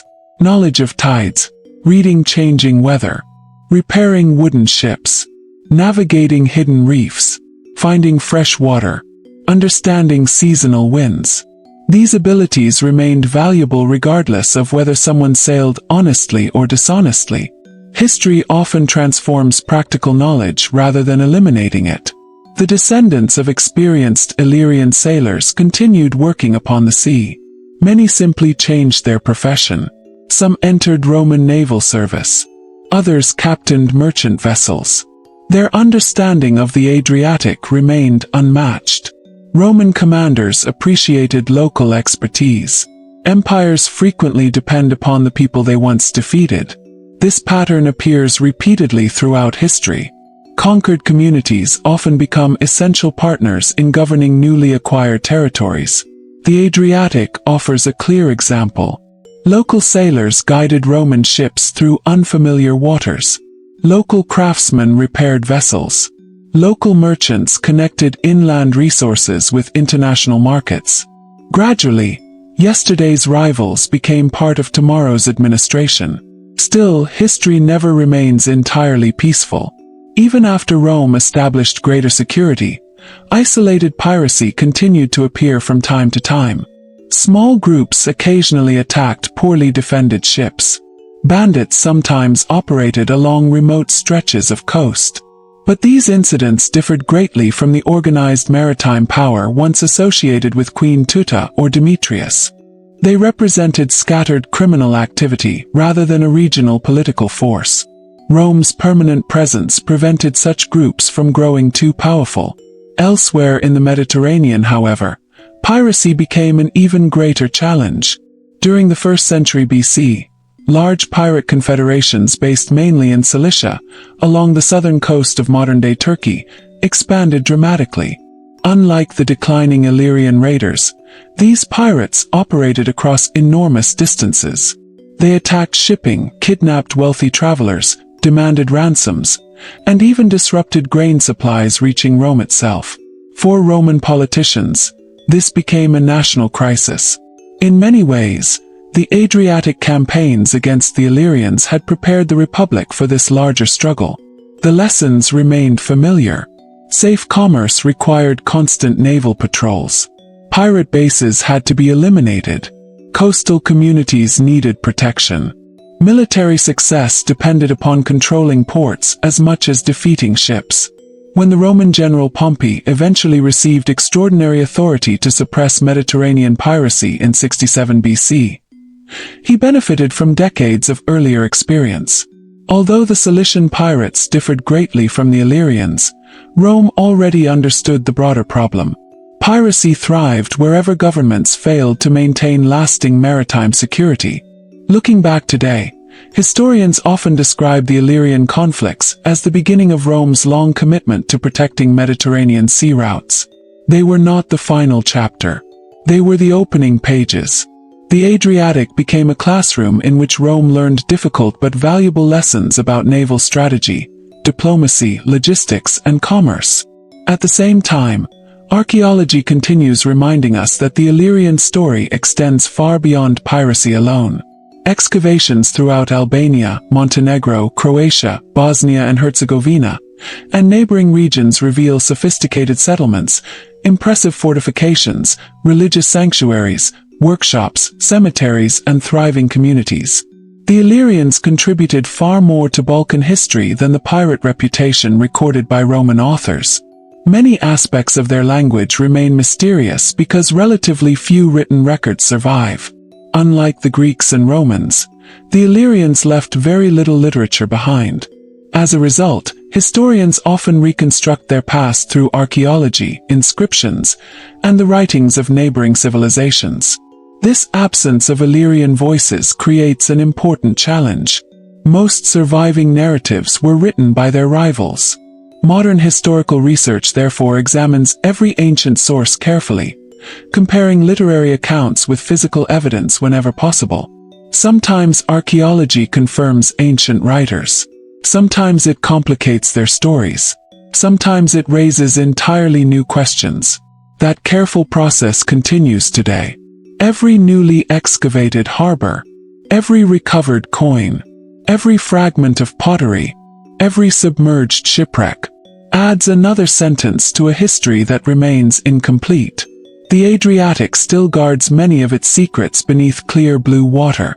Ancient anchors rest beneath layers of sand. Broken amphorae lie scattered across forgotten sea floors. Wooden ship timbers slowly disappear beneath marine growth. Divers occasionally discover artifacts untouched since antiquity. Each discovery reminds us that history is not finished. It is still waiting to be found. And among those quiet underwater ruins, the forgotten world of the Illyrian sailors continues whispering through the centuries, inviting historians to look a little closer at a coastline that once shaped the destiny of the ancient Mediterranean. The more historians study the Illyrians, the clearer one fact becomes. They were never simply the pirates. That description, repeated by many ancient Roman and Greek writers, tells only part of their story. The people living along the eastern Adriatic occupied one of Europe's most challenging landscapes. Towering limestone mountains rose sharply from the coastline. Deep valleys separated communities. Rocky islands stretched across the sea like natural fortresses. The environment itself shaped the people who lived there. Good farmland existed, but much of it was limited. Many families raised sheep and goats on steep hillsides where large-scale farming proved impossible. Others relied on fishing. Timber from dense forests became an important resource. Salt, mined or collected from coastal evaporation, held tremendous value in the ancient world because it preserved food long before refrigeration existed. Life demanded adaptability. A family might fish during one season, tend animals during another, trade surplus goods in nearby markets, and serve as sailors whenever opportunities appeared. The sea connected these scattered communities more effectively than rough mountain paths. Traveling by boat often proved faster than traveling overland. As a result, maritime skill became woven into everyday life rather than reserved only for professional sailors. Young boys likely learned to row almost as soon as they could safely handle an oar. Girls also participated in many coastal activities, helping manage households while families depended upon seasonal fishing and trade. Children grew up reading changing weather almost instinctively. Clouds gathering over the mountains, sudden shifts in wind, the color of distant water, the behavior of seabirds. These observations mattered. A mistake could cost an entire fishing boat. Long before written weather forecasts existed, experience served as the only guide. Ancient navigation itself required remarkable knowledge. The compass had not yet entered Mediterranean sailing. Instead, mariners relied upon landmarks, stars, prevailing winds, water depth, and memory. Every familiar island became part of an invisible map stored inside the mind. Experienced captains rarely needed written instructions. They recognized cliffs by their shape. They identified safe anchorages by the color of nearby water. Even unusual rock formations became navigation markers passed from one generation to another. The Illyrians excelled in this environment because they belonged to it. Foreign merchants often depended upon local pilots when approaching unfamiliar harbors. Without such guidance, hidden reefs could destroy valuable ships in minutes. The Adriatic rewards knowledge. It punishes overconfidence. This intimate relationship with the sea explains why Illyrian vessels earn such respect. Although few original ships have survived, archaeological discoveries and ancient illustrations allow historians to reconstruct their general appearance. The famous Lembus remained relatively light and fast compared with larger Mediterranean warships. Its design favored speed, maneuverability, and quick landings. Rows of oars provided movement even during calm weather. A simple sail extended its range whenever favorable winds appeared. The ship reflected practical needs rather than ceremonial beauty. Everything unnecessary added weight. Everything useful increased survival. Roman naval architects studied many different ship types throughout the Mediterranean. Whenever an opponent demonstrated an effective design, Rome often adapted useful ideas rather than ignoring them. History repeatedly shows that successful civilizations borrow as much as they invent. The Illyrians were no exception. They themselves likely learned techniques through centuries of contact with Greek colonies established along the Adriatic coast. Trade spreads technology remarkably well. Shipbuilding methods, anchor designs, sail construction, and woodworking skills crossed cultural boundaries with surprising speed. Markets became classrooms. Ports became places where ideas traveled as freely as cargo. One fascinating aspect of Illyrian history involves their relationship with neighboring Greek cities. It was never entirely hostile. Ancient colonies such as Epidamnus, Apollonia, and Issa traded regularly with nearby Illyrian communities. Merchants exchanged goods. Craftsmen learned new techniques. Political marriages occasionally strengthened alliances. Then, during periods of conflict, those same neighbors might become enemies almost overnight. Such shifting relationships were common throughout the ancient Mediterranean. Modern national borders often encourage us to imagine stable political identities. The ancient world rarely functioned that way. Loyalty frequently centered upon cities, tribes, families, or individual rulers rather than broad national identities. An Illyrian chief might ally with one Greek city against another. A Greek colony might hire Illyrian warriors as mercenaries. Tomorrow, circumstances could reverse completely. Politics remained flexible because survival required flexibility. Religion also connected these communities in interesting ways. Like many ancient peoples, the Illyrians worshipped numerous local deities associated with nature, rivers, mountains, fertility, warfare, and the sea. Unfortunately, surviving evidence remains limited. Unlike Greek mythology, preserved through literature and art, Illyrian religious traditions survive mostly through inscriptions, archaeological discoveries, and occasional references from outside observers. Sacred sites discovered across the Western Balkans reveal communities deeply connected to their surrounding landscapes. Mountain peaks often held spiritual significance. Springs attracted offerings. Rivers became sacred boundaries. The sea itself undoubtedly inspired both gratitude and fear. Every successful voyage depended upon conditions beyond human control. Storms reminded sailors that nature remained stronger than any fleet. Roman expansion gradually introduced new religious influences. Local traditions blended with Roman beliefs. Later still, Christianity spread throughout the region. Each era added another layer to the Adriatic's cultural history. Yet traces of earlier customs sometimes survived beneath newer traditions. This gradual blending reflects one of history's most common patterns. Conquest rarely erases cultures completely. Instead, customs merge, adapt, and evolve. Languages influence one another. Architecture changes. Clothing styles shift. Religious practices overlap. The Adriatic became a crossroads where multiple civilizations met. Greek, Illyrian, Roman, later Byzantine, still later Venetian. Each inherited something from those who came before. Even today, travelers exploring Croatia, Montenegro, Albania, and neighboring countries encounter archaeological sites preserving echoes of these ancient worlds. Stone walls climb hillsides once defended by Illyrian warriors. Roman roads still shape modern routes. Ancient harbors continue serving coastal towns after more than 2,000 years. History remains visible for those willing to look carefully. Standing beside those weathered ruins today, surrounded by olive trees and overlooking calm blue water, it becomes difficult to imagine the fear once carried by approaching sails. Tourists photograph peaceful sunsets. Fishing boats return quietly each evening. Children swim in sheltered bays where merchant captains once watched anxiously for fast-moving raiders. Time changes landscapes less than it changes human memory. The stones remain. The sea remains. Only the stories change. And perhaps that is the greatest lesson left behind by the Illyrian pirates. Their ships disappeared. Their kingdoms fell. Their rulers passed into history. Yet the coastline that shaped them continues to endure exactly as it always has. Silent, rugged, beautiful, and forever connected to one of antiquity's most fascinating maritime worlds.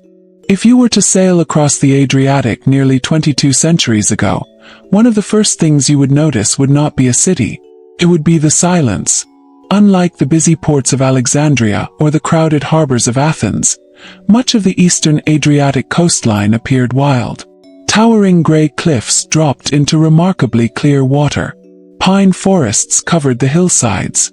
Small beaches appeared only occasionally between long stretches of stone.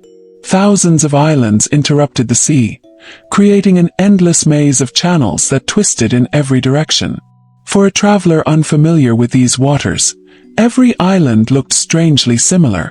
For an Illyrian sailor, each one possessed its own identity. They knew where fresh water could be found. They knew which coves remained protected during northern winds. They knew which channels became dangerous after heavy rain. They knew which rocky inlets allowed a fast vessel to disappear completely from view. Knowledge like this could not be learned from maps. Came from childhood. Generation after generation passed these lessons to the next. In many coastal families, sailing was not considered a profession. It was simply life. A young child likely climbed into a wooden boat long before becoming an adult. First they learned balance, then rowing, then tying ropes. Later came navigation, fishing, repairing nets, reading clouds, and recognizing changing currents. By adulthood, much of this knowledge had become instinct. It explains why Illyrian sailors earned such respect, even from their enemies. Roman writers frequently criticized the Illyrians for piracy, yet they also acknowledged their remarkable skill at sea. An experienced Roman commander understood that defeating such opponents required far more than courage. It required understanding the environment they called home. The Adriatic itself is unlike many other parts of the Mediterranean. Its shape creates unique weather patterns. One of the most famous is the Bora wind. Even today, the Bora can arrive suddenly. Cold air rushes down from the Balkan mountains with tremendous force, pushing across the sea toward Italy.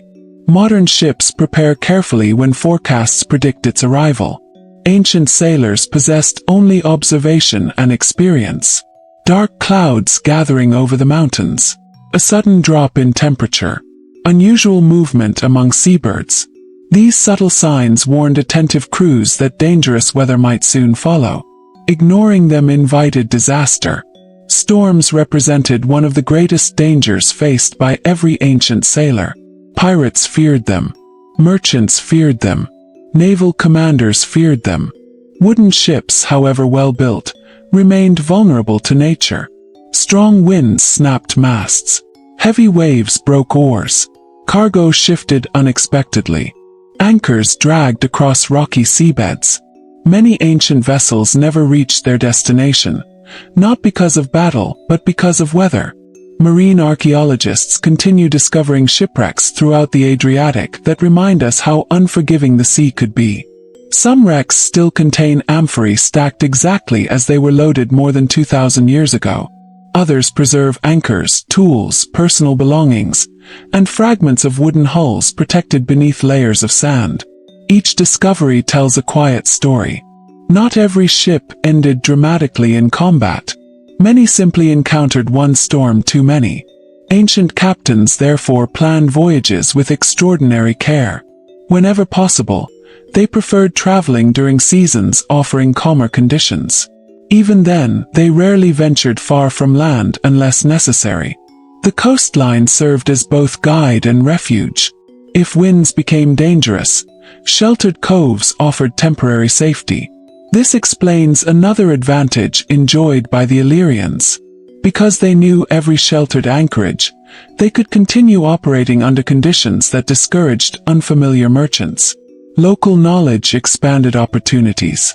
A Roman merchant captain seeing dark clouds might immediately seek the nearest harbor. An Illyrian sailor might already know 3 safer alternatives hidden behind nearby islands. Experience shortened decision-making. Every minute mattered.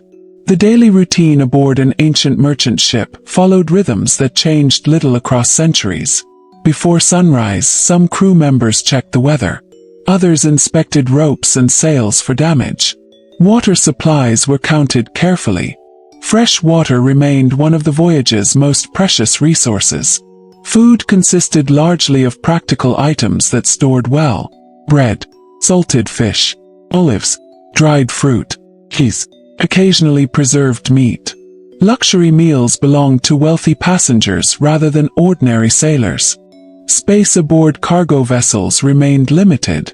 Every unnecessary item reduced valuable carrying capacity. Crew members often slept wherever room existed. There were no comfortable cabins for most sailors. Many rested beneath simple shelters on deck or beside stacked cargo. Rain soaked everything. Summer heat became exhausting. Winter nights turned bitterly cold. The romantic image of ancient seafaring disappears quickly when considering everyday reality. Hard physical labor dominated nearly every hour. Raising sails required teamwork. Rowing demanded endurance. Repairs happened constantly. Saltwater slowly damaged ropes, wood, leather, and cloth. Nothing aboard remained maintenance-free. Pirate crews experienced much the same conditions.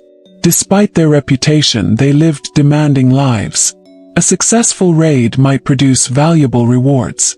Long weeks without finding suitable targets could leave supplies running dangerously low. Fresh water spoiled. Food diminished. Illness spread easily in cramped conditions. Small wounds often became serious infections. There were no antibiotics. Even minor injuries carried real danger. This shared hardship reminds us that both pirates and merchants lived within the same harsh maritime environment. The sea treated everyone equally. It rewarded preparation, punished mistakes. It ignored ambition. Roman expansion gradually improved certain aspects of maritime life. Harbors became larger and better organized. Lighthouses marked dangerous coastlines in some important locations. Warehouses protected valuable cargo from weather. Official harbor regulations reduced confusion during busy trading seasons. These improvements encouraged increasing commercial activity. More trade created greater prosperity. Cities grew. Populations expanded. The Adriatic transformed from a contested frontier into one of the many important arteries supporting the Roman world. Yet beneath this growing order remained countless reminders of the earlier age. Old watchtowers still overlooked narrow channels. Abandoned hill forts stood above quiet bays. Weathered anchor stones rested near forgotten beaches. Local fishermen occasionally found ancient bronze spearheads tangled in their nets. Generations passed these discoveries from hand to hand, often without fully knowing their history. Some artifacts became family keepsakes. Others were reused for entirely different purposes. History has a habit of remaining useful. A broken Roman stone might become part of a medieval church. An ancient harbor wall might support a modern fishing pier. The past rarely disappears. It simply becomes part of the present. Today, visitors exploring the Adriatic often admire its remarkable beauty without realizing how many civilizations have crossed these same waters. Illyrian sailors, Greek merchants, Roman warships, Byzantine traders, Venetian fleets, all followed routes shaped by the same winds and currents. The sea remembers none of them. It continues rising and falling against the same limestone cliffs, just as it did when the first Illyrian boats slipped quietly from hidden coves in search of opportunity. And somewhere beneath those calm blue waves, countless untold stories still rest on the seabed, waiting patiently for the next remarkable archaeological discovery to bring another forgotten chapter of the ancient Adriatic back into the light. For much of what we know about the Illyrians today, we owe as much to archaeology as we do to ancient writers. If historians relied only on Roman and Greek texts, the Illyrians might appear almost entirely as warriors and pirates. But the ground tells a broader story. Across modern-day Albania, Croatia, Montenegro, Bosnia and Herzegovina, Kosovo, and parts of neighboring regions, archaeologists have uncovered settlements that reveal ordinary lives unfolding over centuries. Stone houses, storage pits, metal workshops, ceramic kilns, grain mills, burial grounds. These discoveries remind us that every famous historical event rested upon countless quiet routines. Someone had to build the ships. Someone had to cut the timber. Someone had to weave the sails. Someone had to shape the clay jars that carried olive oil and wine. History often remembers kings. Archaeology remembers everyone else. One of the most valuable discoveries has been the remains of fortified hill settlements. These communities were usually built on naturally defensive high ground overlooking valleys, rivers, or stretches of coastline. From such locations, residents could observe approaching travelers long before those travelers reached the settlement. The walls themselves were often constructed from massive limestone blocks gathered from nearby hills. Without modern machinery, moving stones weighing hundreds of kilograms demanded extraordinary organization. Entire communities likely participated in construction. Families carried smaller stones. Skilled workers carefully positioned larger ones. Children probably gathered water and food for laborers. The work could continue for months, perhaps even years. Many of these hill forts served multiple purposes. They protected local populations during times of conflict. They stored valuable food supplies. They also acted as centers of regional authority where tribal leaders governed surrounding communities. From these elevated positions, chiefs could monitor trade routes stretching both inland and toward the Adriatic. Control of movement often meant control of wealth. The relationship between inland settlements and the sea deserves special attention. Not every Illyrian lived beside the coast. Many communities occupied mountain valleys far from ships. They raised livestock, mined metals, harvested timber, or cultivated whatever farmland the rocky landscape allowed. Those resources eventually traveled toward coastal ports, where merchants exchanged them for imported goods. Salt arrived from the coast. Fine pottery came from Greek workshops. Luxury items occasionally reached even remote villages. This steady exchange connected mountain life with maritime commerce. Piracy existed alongside that trade rather than replacing it. In fact, successful piracy often depended upon peaceful commerce continuing elsewhere. Without merchant ships carrying valuable cargo, raiders would have found few profitable targets. The two activities became strangely connected. One could not exist without the other. Metalworking represented another remarkable strength among Illyrian communities. Archaeological excavations have uncovered iron tools, bronze ornaments, spearheads, swords, helmets, and decorative jewelry demonstrating impressive craftsmanship. Iron, in particular, transformed everyday life throughout Europe during this period. Better tools improved farming. Stronger weapons increased military effectiveness. Reliable axes allowed forests to be cleared more efficiently. Shipbuilders benefited from improved woodworking equipment. The spread of iron technology quietly changed nearly every aspect of society. Ancient smiths occupied respected positions within many communities. Their workshops glowed late into the evening. Bellows forced air into charcoal fires until temperatures became hot enough to shape metal. Hammer after hammer struck heated iron while sparks filled the darkness. The work demanded patience. Too much heat weakened the metal. Too little left it impossible to shape. Experience mattered far more than written instruction. These craftsmen passed techniques through apprenticeship, often within families. Some of the finest weapons carried by Illyrian warriors likely originated in such modest workshops. Jewelry discovered in Illyrian graves reveals another side of their culture. Bronze bracelets, silver necklaces, decorated belt buckles, intricate fibulae used to fasten clothing. These objects were not merely decorative. They often reflected status, wealth, family identity, or regional traditions. Certain styles appear only in specific areas, helping archaeologists trace cultural connections across the Balkans. Burial customs themselves provide valuable clues. Different Illyrian groups practiced varying funeral traditions. Some buried their dead beneath stone mounds known as tumuli. Others used flatter cemeteries. Grave goods frequently accompanied the deceased. Weapons might be placed beside warriors. Jewelry accompanied women. Tools appeared with craftsmen. These objects reflected beliefs about death and the afterlife, although the exact religious meanings remain uncertain because written explanations have not survived. Unlike Egypt, where tomb inscriptions describe religious beliefs in remarkable detail, Illyrian archaeology often leaves historians asking careful questions rather than receiving clear answers. Trade objects discovered within these graves also reveal surprising international connections. Greek pottery appears hundreds of kilometers inland. Imported glass reaches remote settlements. Coins minted by distant cities circulate throughout the region. Far from existing in isolation, Illyrian communities participated actively in broader Mediterranean exchange networks. The Adriatic served as a bridge rather than a barrier. Perhaps the greatest challenge facing modern historians involves language. The Illyrian language remains only partially understood. Very few written examples survive. Unlike Latin or ancient Greek, there are no extensive Illyrian literary works waiting to be translated. Most surviving names come from inscriptions written by outsiders. Personal names, place names, occasional religious dedications.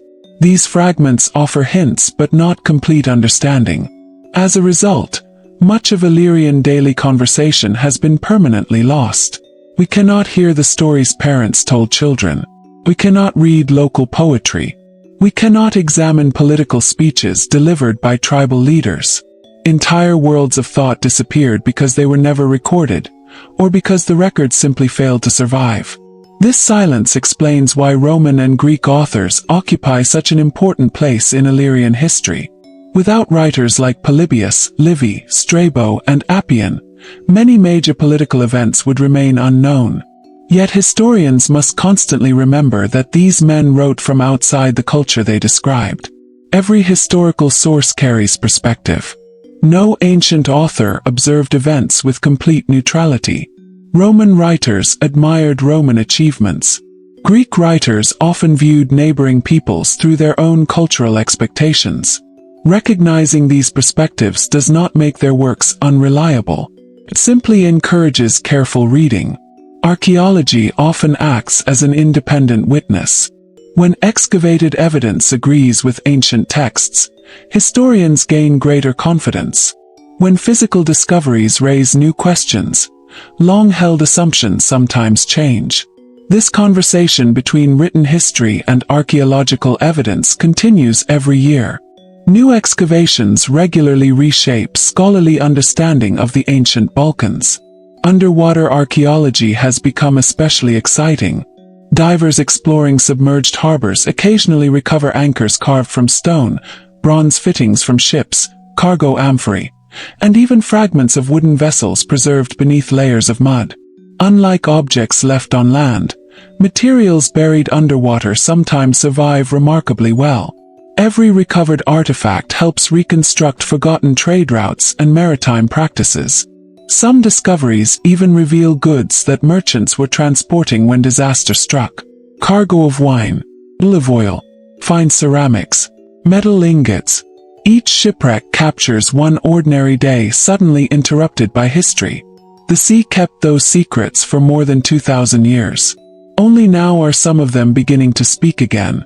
And with every careful excavation, the story of the Illyrian coast becomes a little clearer, reminding us that beneath the famous tales of pirates and Roman wars lived a civilization far richer, more complex, and far more human than ancient stereotypes ever suggested.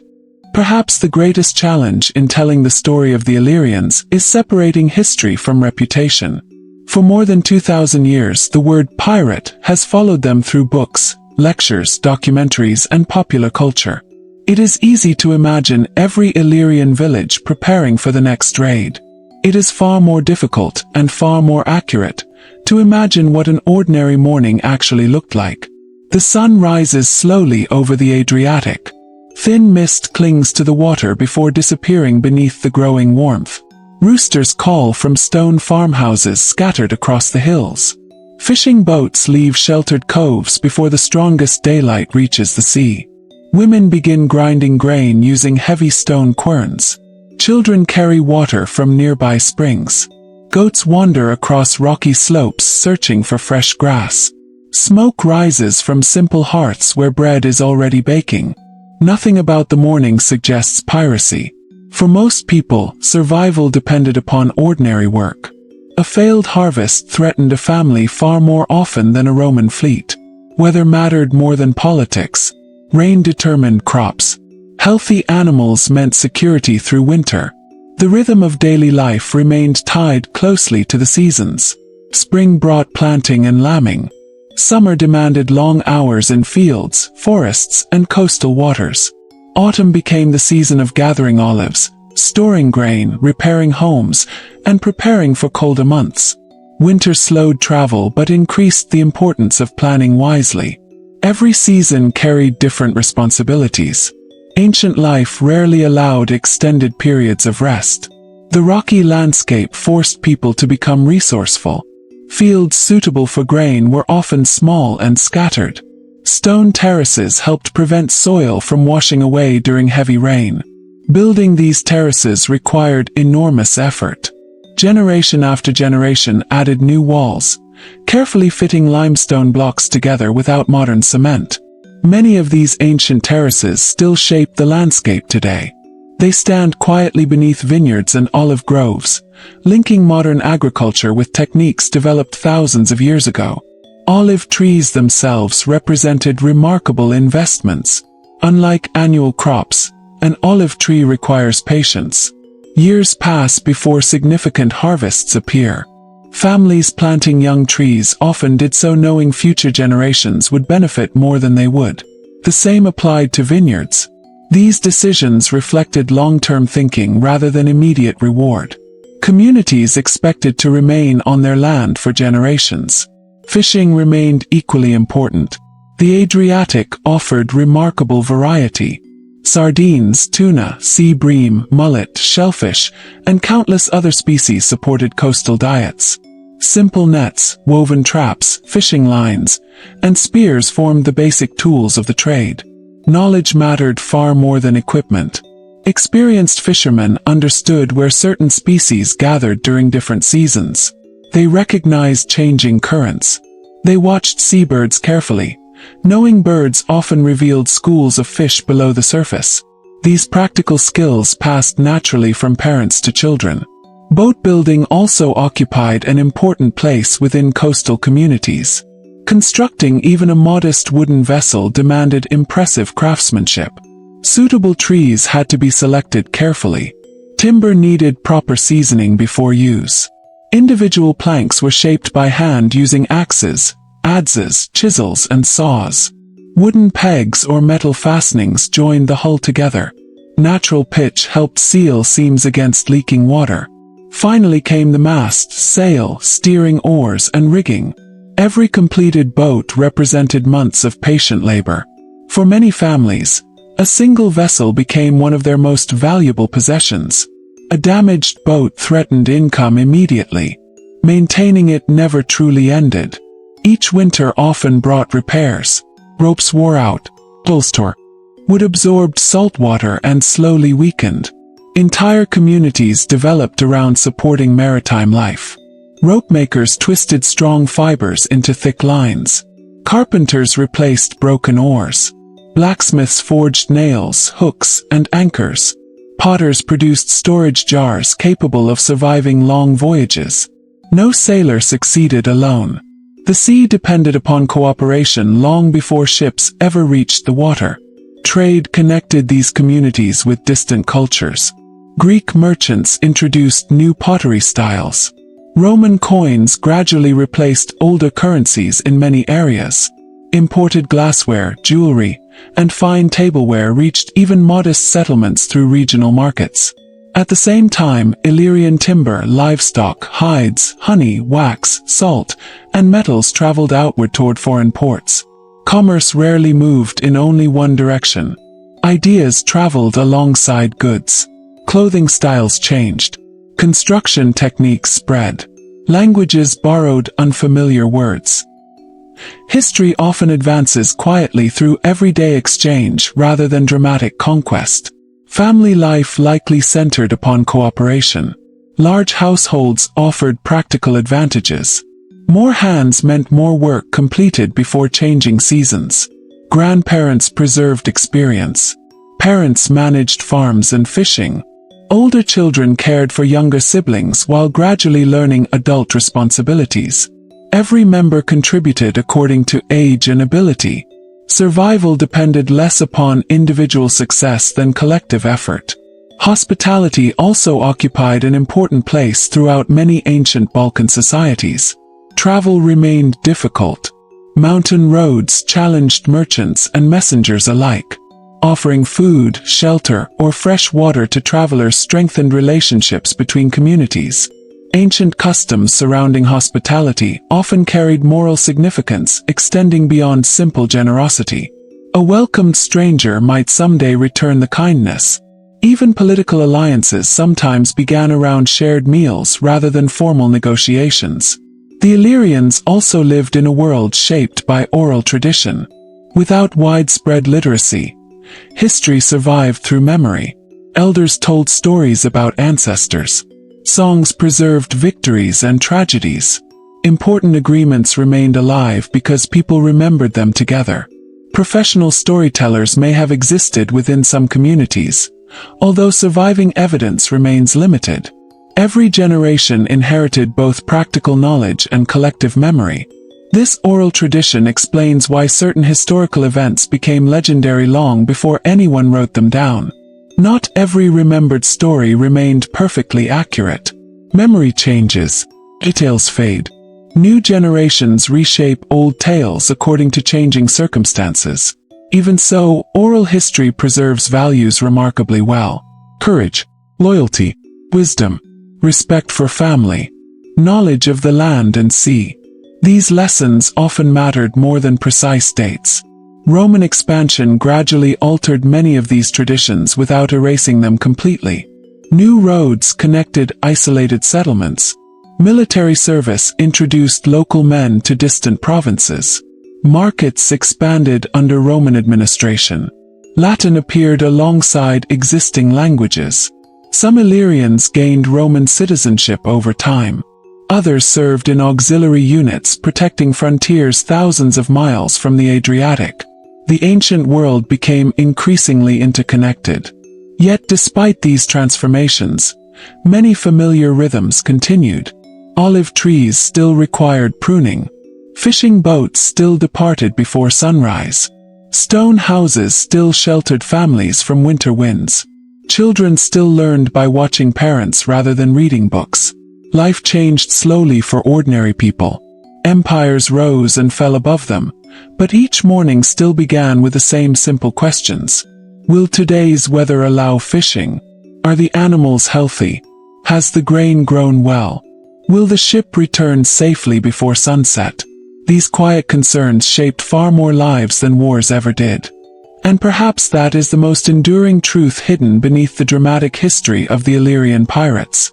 Behind every famous battle, behind every Roman campaign, behind every merchant ship crossing the Adriatic, were thousands of ordinary people whose names history never recorded, yet whose daily work quietly built the ancient world that still echoes along those beautiful Balkan shores today.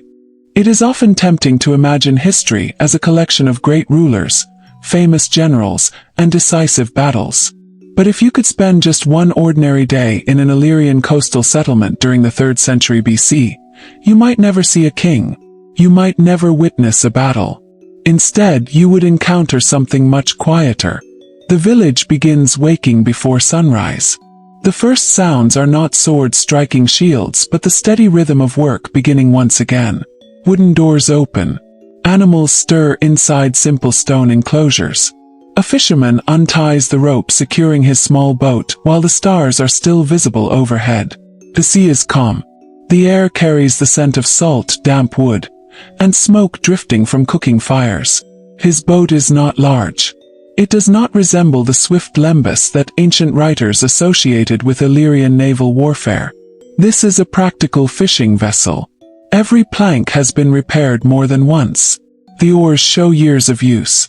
The net beside him has been carefully patched throughout the winter because replacing it would require weeks of work. Nothing aboard can be wasted. Ancient economies depended upon careful preservation. Wood was valuable. Iron was expensive. Rope required countless hours of twisting plant fibers together. Every tool represented labor. Breaking something unnecessarily meant losing time that could never be recovered. While the fishermen moved toward deeper water, farmers climb narrow paths leading to terraced fields above the coast. The soil here is thin. Large rocks emerge everywhere. Every small patch of fertile earth has been protected by carefully built stone walls. Some terraces may already have been centuries old. Each generation repaired them. Adding loose stones after heavy rains or winter frost caused sections to collapse. These walls did more than mark fields. They held the land itself in place. Without them, valuable soil would slowly wash downhill into the sea. Even today, many ancient terraces remain visible throughout the Adriatic landscape. They are quiet monuments to patience rather than conquest. Nearby, women prepare the morning meal.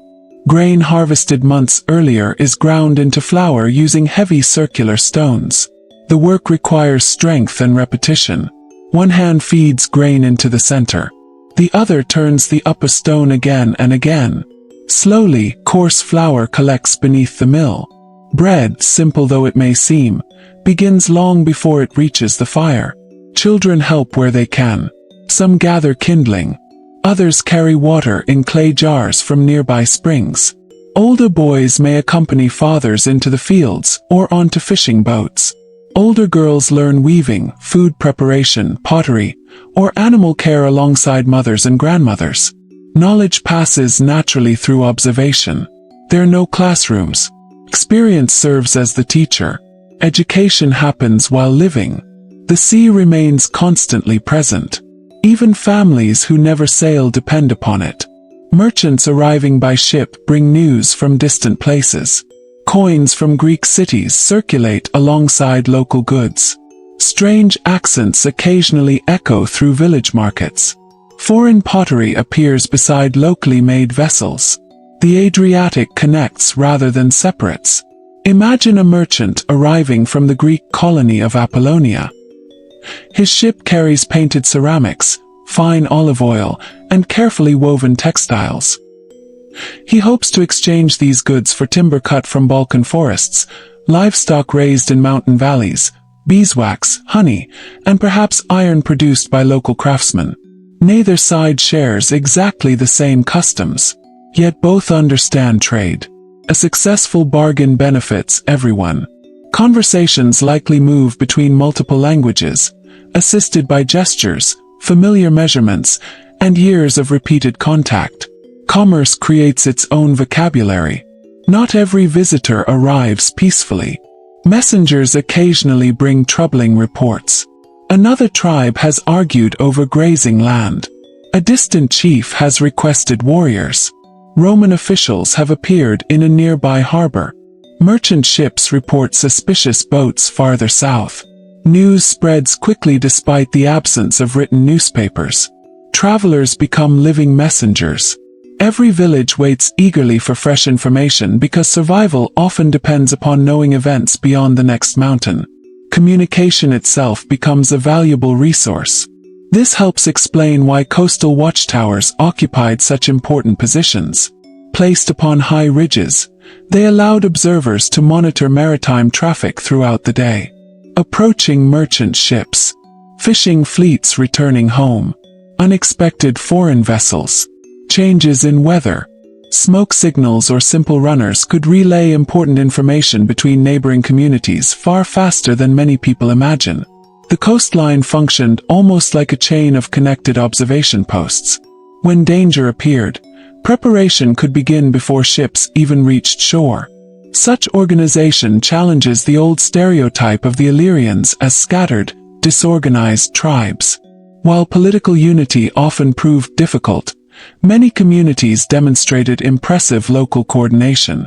Building fortifications, managing trade, maintaining harbors, organizing agriculture, preparing defenses. These tasks required planning extending well beyond individual households. Ancient craftsmanship deserves equal admiration. potters shaped everyday vessels entirely by hand or using simple wheels. Each clay jar required careful drying before firing inside kilns fueled by wood. Too much heat cracked the pottery.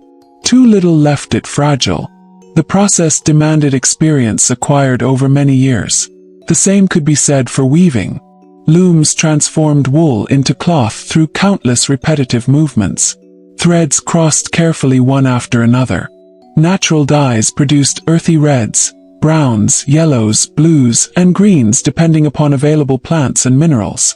Most clothing emphasized durability rather than fashion. Ancient wardrobes remained small by modern standards. Garments were repaired repeatedly before finally wearing out. Nothing useful disappeared quickly. The forests surrounding many Illyrian settlements also supplied essential materials. Oak, pine, and other local trees provided construction timber, fuel, tools, carts, furniture, and ships. Woodcutters worked with iron axes that represented valuable investments. Transporting heavy logs down steep hills required teamwork and careful planning. Sometimes rivers helped carry timber toward the coast. Elsewhere, teams of animals pulled enormous loads along narrow tracks.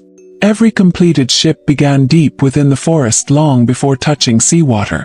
As evening approaches, the village grows quieter again. Fishing boats return carrying the day's catch. Animals are gathered safely for the night.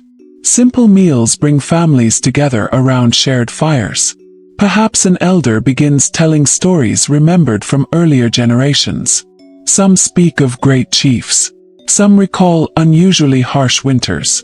Others remember encounters with Greek merchants or distant travelers. And somewhere among those stories, someone almost certainly mentions the sea. Not because every listener dreams of becoming a pirate, but because the Adriatic shapes every aspect of life.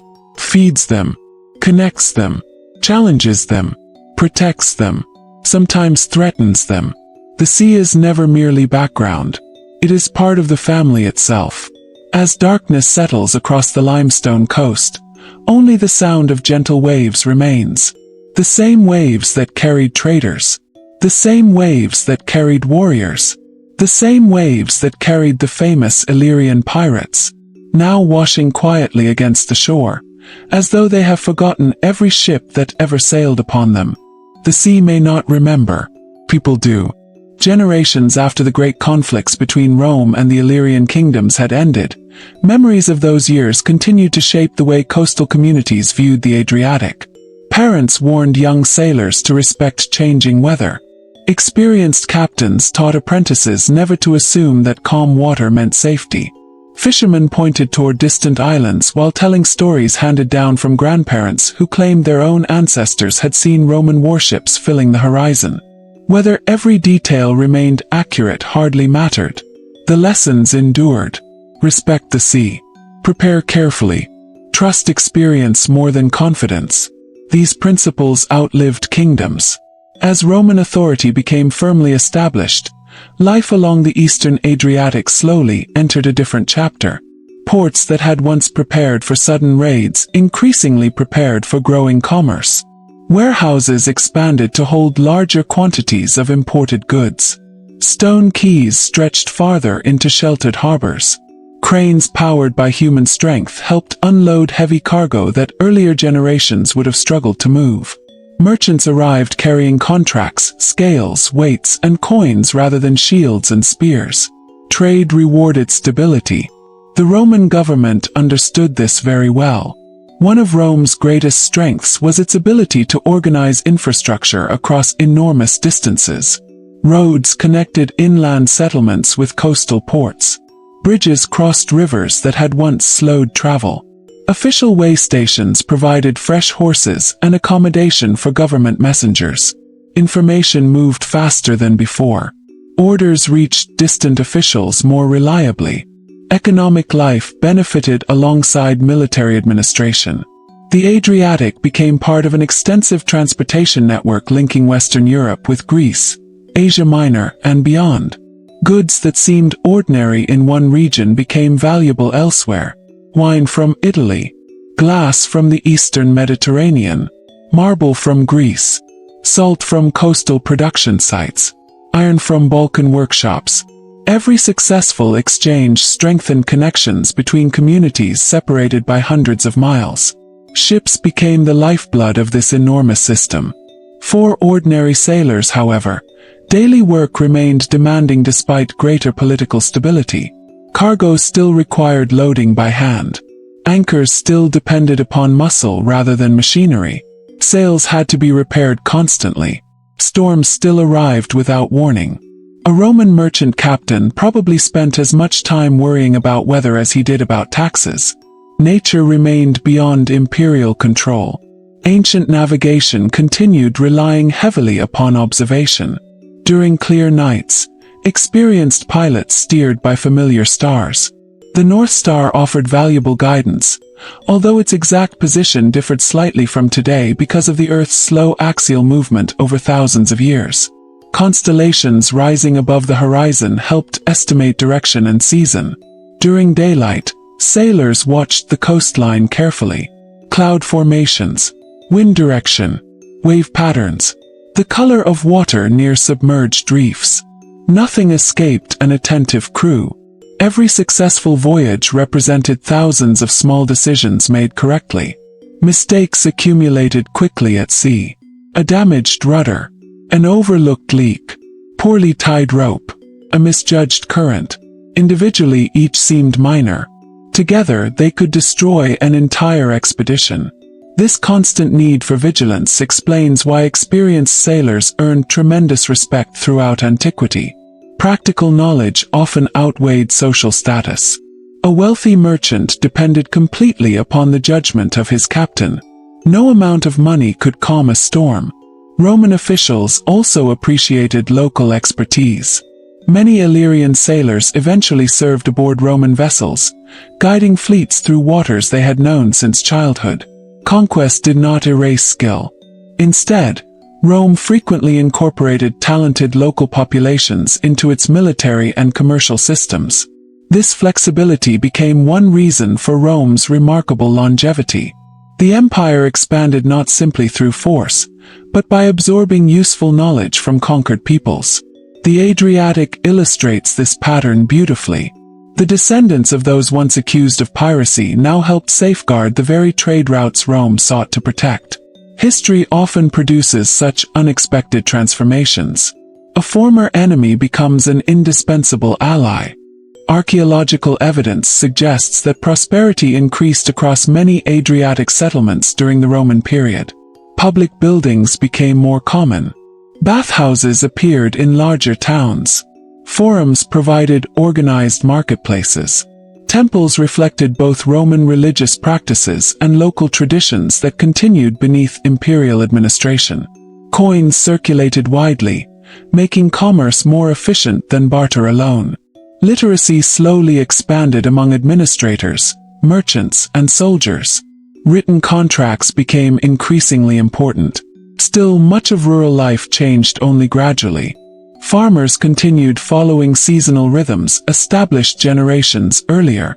Olive harvests remained essential. Sheep grazed mountain pastures. Fishermen repaired their nets beside quiet coves. Stone houses required continual maintenance. Children learned practical skills from parents long before they encountered Roman officials. The empire influenced daily life, but it did not replace it. This balance between continuity and change fascinates modern historians. Large political events dominate surviving historical texts. Yet archaeology consistently reminds us that ordinary routines often remain remarkably stable. A family's evening meal changed little because a new governor arrived. Bread still baked over familiar fires. Water still came from local springs. Neighbors still gathered during harvest. Life continued. Even language evolved gradually rather than suddenly. Latin spread through administration and military service. Greek remained influential in many coastal communities. Local Illyrian dialects persisted, especially in rural areas. Multilingual marketplaces likely became common. Merchants switched languages according to customers. Interpreters bridged cultural differences. Children growing up in busy ports may have heard several languages before reaching adulthood. The Adriatic had become a meeting place for civilizations. Every arriving ship carried not only goods but also stories. News from Rome, rumors from Greece, reports of distant wars, unexpected inventions, religious ideas, new fashions, political changes. The sea functioned almost like an ancient information network. Months before official announcements reached remote villages, sailors often already knew. Information traveled with commerce. One remarkable aspect of Roman peace, often called the Pax Romana in later centuries, was its effect upon long-distance trade. Although conflicts certainly continued in various regions, many maritime routes enjoyed greater security than they had during earlier centuries. Merchants responded predictably. They invested more confidently. Larger cargoes crossed the Mediterranean. Economic specialization increased. Some regions focused upon producing wine. Others exported olive oil, metals, ceramics, timber, or textiles. Interdependence strengthened. The Adriatic became one important link within this enormous commercial chain. Yet beneath this growing order lingered the memory of an older sea. Older sailors still remembered hidden coves once used by raiders. Ancient watchtowers still overlooked familiar channels. Abandoned hill forts stood quietly above the coastline, their stone walls slowly weathering beneath sun, rain, and winter winds. Children climbing those ruins may scarcely have understood why they had been built. To them, they were simply part of the landscape. To their grandparents, they remained reminders of another age. An age when the horizon itself could bring uncertainty. An age when swift Illyrian ships slipped silently between the islands. An age that had ended politically, but never entirely disappeared from memory. Memory is often the final home of history. Long after fortresses crumble and ships decay beneath the sea, people continue repeating the stories that give meaning to the places around them. Along the Adriatic coast, every generation inherited more than land and fishing boats. They inherited names. Names of islands. Names of narrow channels. Names of hills where ancient watchmen once stood. Some names survived because they marked useful landmarks. Others endured because they carried stories. A sheltered cove where an unexpected storm had driven ships ashore. A rocky headland where merchants once escaped pursuing raiders. A quiet harbor remembered for welcoming strangers during difficult times. These places became part of local identity. Even when historical details faded, the locations themselves remained. Travelers today often notice how dramatically the coastline changes within only a few miles. One moment, steep cliffs seem almost impossible to climb. The next, a peaceful bay opens between forested hills. Small islands appear, disappear, and reappear as a ship changes course. This ever-changing landscape explains why ancient navigation demanded constant attention. There were no electronic charts, no satellite positioning, no weather forecast. The coastline itself served as the map. An experienced pilot might recognize a particular cliff by its unusual shape, or identify an island simply from the way sunlight reflected against its limestone face during late afternoon. Knowledge accumulated over decades. Older sailors became living libraries.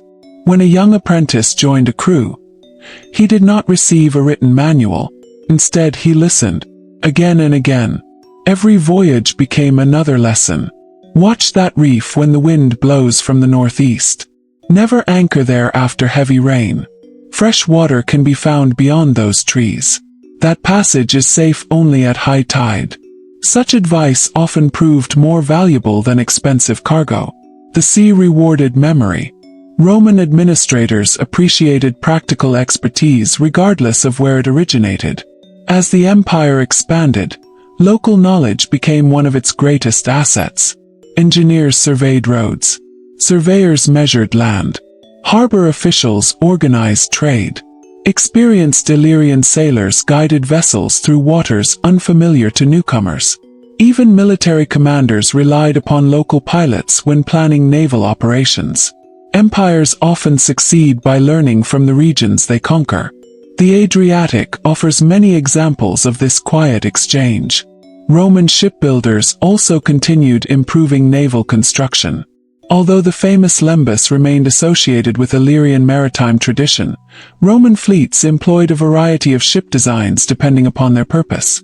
Heavy warships carried large crews and served during major military operations. Smaller patrol vessels monitored coastal waters. Merchant ships emphasized cargo capacity over speed. Fishing boats remained practical and uncomplicated. Each design reflected different priorities. Ancient shipbuilding balanced strength, weight, cost, and intended use. Every additional plank increased durability but also increased weight. Every larger sail improved speed under favorable winds while making storms more dangerous. Shipbuilders constantly weighed these compromises.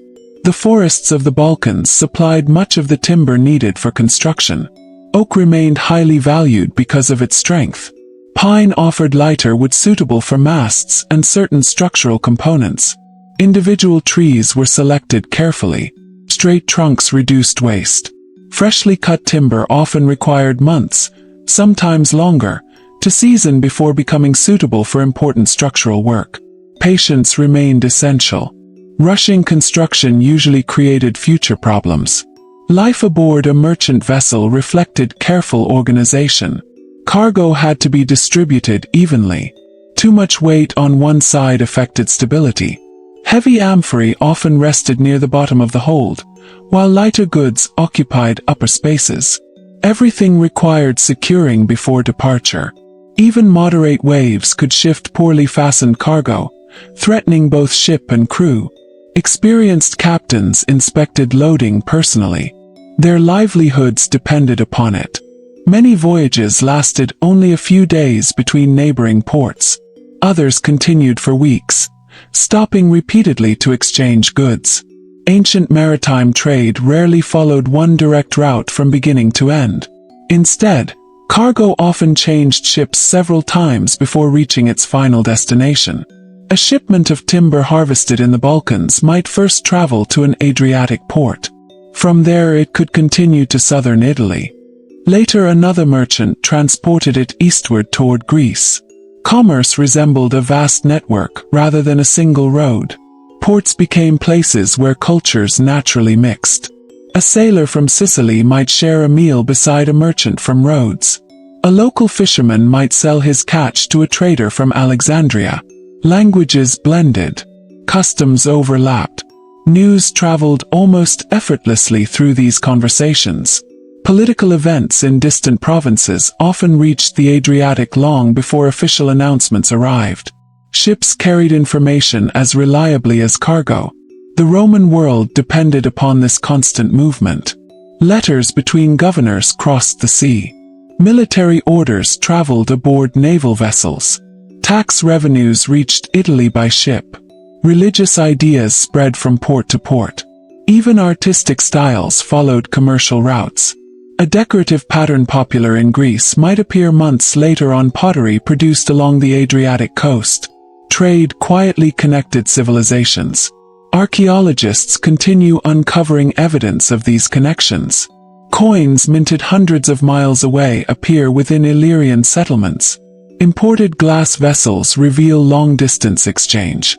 Fragments of African pottery have even been discovered at some Adriatic sites dating to later Roman centuries, demonstrating how remarkably extensive Mediterranean commerce eventually became. Such discoveries remind us that ancient people often traveled farther than modern imagination assumes. The Mediterranean was not a barrier. It was a bridge. Of course, travel remained dangerous. Storms still represented the greatest threat. Marine archaeology confirms this repeatedly. Shipwrecks discovered along the Adriatic frequently contain perfectly ordinary cargo. No evidence of battle. No signs of piracy. Simply vessels overwhelmed by nature. A sudden bore a wind. An unexpected reef. Heavy waves driving a ship toward rocky cliffs. The sea demanded humility from everyone. This reality influenced ancient religion as well. Although many details of Illyrian beliefs remain uncertain, sailors throughout the Mediterranean commonly made offerings before important voyages. Roman crews honored Neptune. Greek sailors prayed to Poseidon. Local traditions likely included their own protective deities associated with rivers, mountains, springs, and the sea. Faith offered comfort where certainty remained impossible. No captain could control the weather. He could only prepare carefully and hope. As evening approached after a successful voyage, relief often replaced tension. Ropes secured, cargo unloaded, accounts settled, fresh water collected, minor repairs completed before darkness. Only then could exhausted sailors finally rest. Tomorrow might bring another departure, or another storm, or another profitable journey across familiar waters. This endless rhythm defined maritime life far more than the occasional dramatic encounter remembered by historians. Most voyages ended quietly. Most ships reached harbor safely. Most sailors returned home carrying nothing more remarkable than another day's experience. Yet together, those ordinary journeys gradually transformed the ancient Mediterranean into one of history's most interconnected worlds. And through every season, through every changing empire, the Adriatic continued carrying ships across its blue waters, just as it had long before the first Illyrian pirate ever lifted an oar. Long before Rome called the Mediterranean Mare Nostrum, our sea, the Adriatic already belonged to countless generations of sailors. No single kingdom truly owned it. Kings claimed coastlines, tribes defended harbors, cities collected taxes. But the sea itself answered to no ruler. It followed only the wind, the tides, and the changing seasons.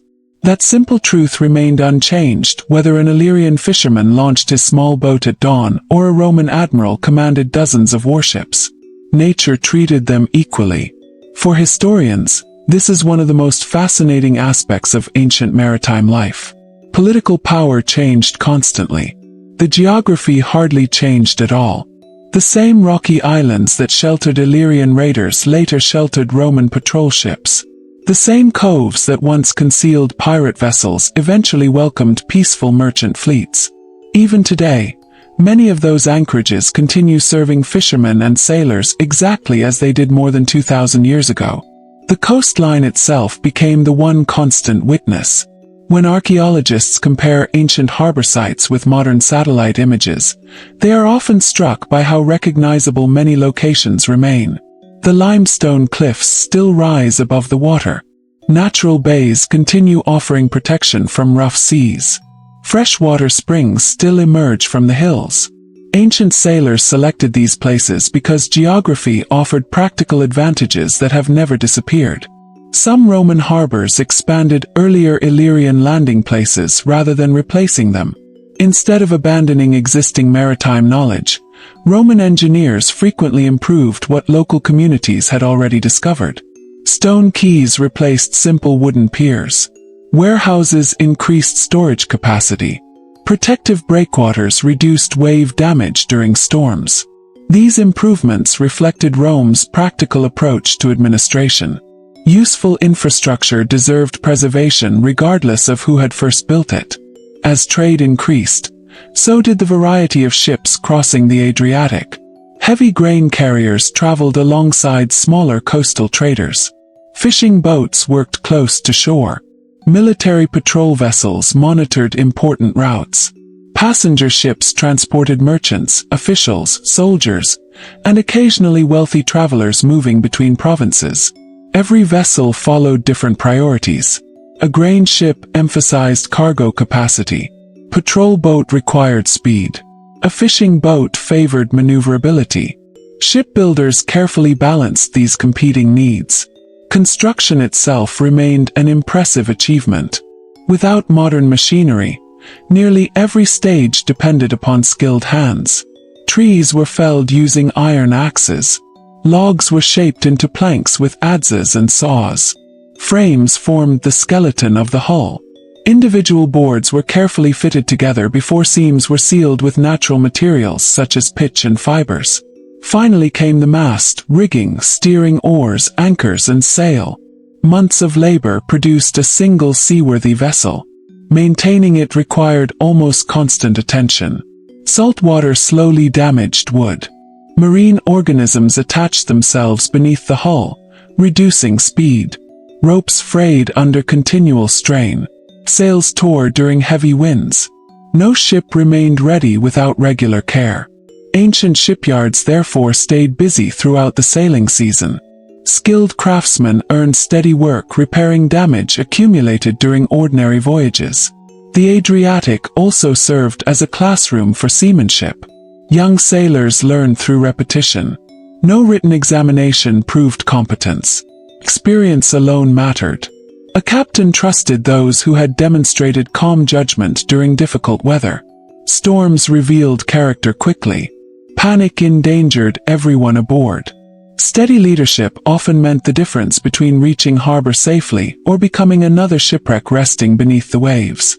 Marine archaeology has recovered remarkable examples of ancient anchors throughout the Adriatic. Some were carved from stone with wooden components attached. Later examples incorporated iron more extensively. Their evolution reflects changing technology across centuries. Even such seemingly simple equipment illustrates the continuous improvement occurring throughout the ancient world. Every innovation saved time, improved safety, or increased efficiency. The Roman economy depended heavily upon these practical advances.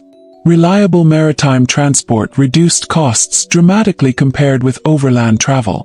One merchant ship could carry enormous quantities of cargo impossible to move economically by wagon. As a result, coastal cities flourished. Markets expanded. Populations increased. Specialized industries developed around important ports.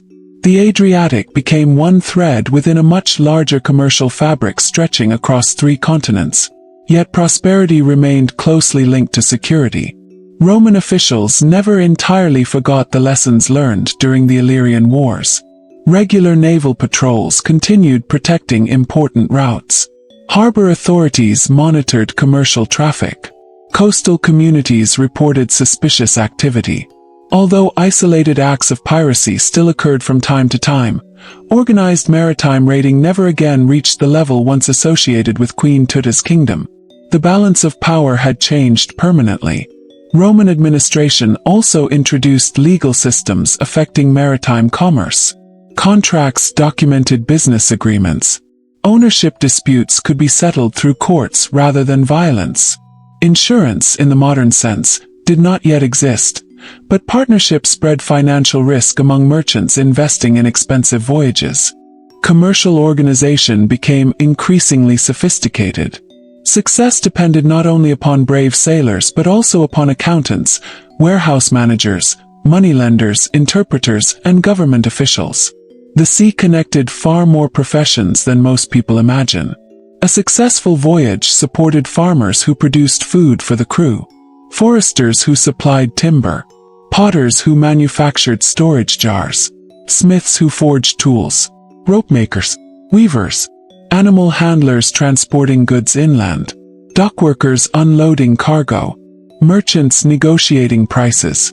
Every shipment represented the combined effort of hundreds of people. The famous pirate attacks described by ancient historians interrupted this enormous network only because the network itself had become so valuable. Modern historians often describe piracy as a symptom rather than the root problem. Wherever valuable trade passes through regions lacking stable security, piracy tends to emerge. The Illyrian experience fits this broader historical pattern remarkably well. Their rise reflected favorable geography, exceptional maritime skill, expanding commerce, and fragmented political authority.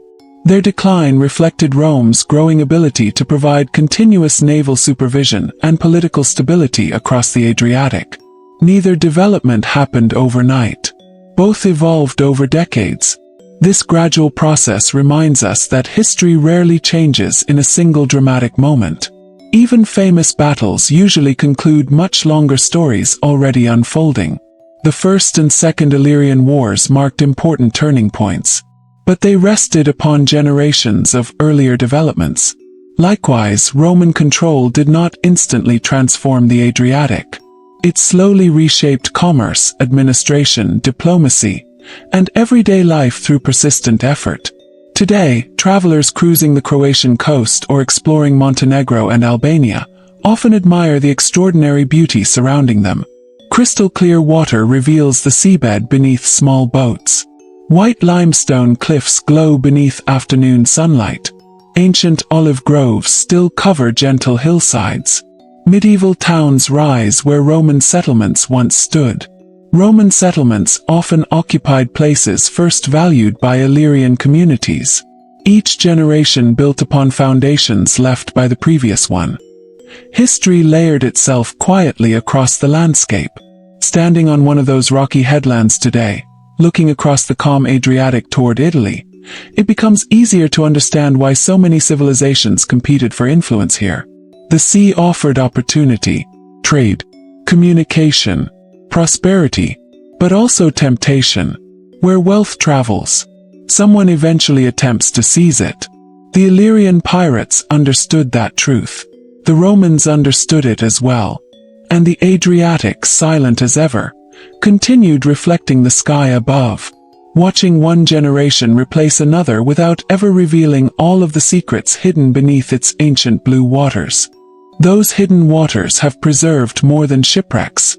They have preserved questions. Even after centuries of research, historians continue debating many aspects of Illyrian history because the evidence is incomplete. Unlike civilizations that left thousands of written records, the Illyrians spoke to the future mostly through objects rather than words. A sword recovered from a grave. A coin buried beneath a collapsed wall. A fragment of painted pottery. An ancient anchor resting beneath layers of sand. Each discovery offers only a small part of a much larger story.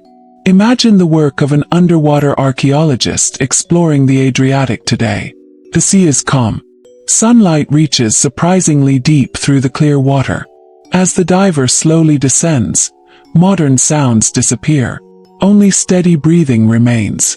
Below, scattered across the seabed, lie broken amphorae that have not been touched since antiquity.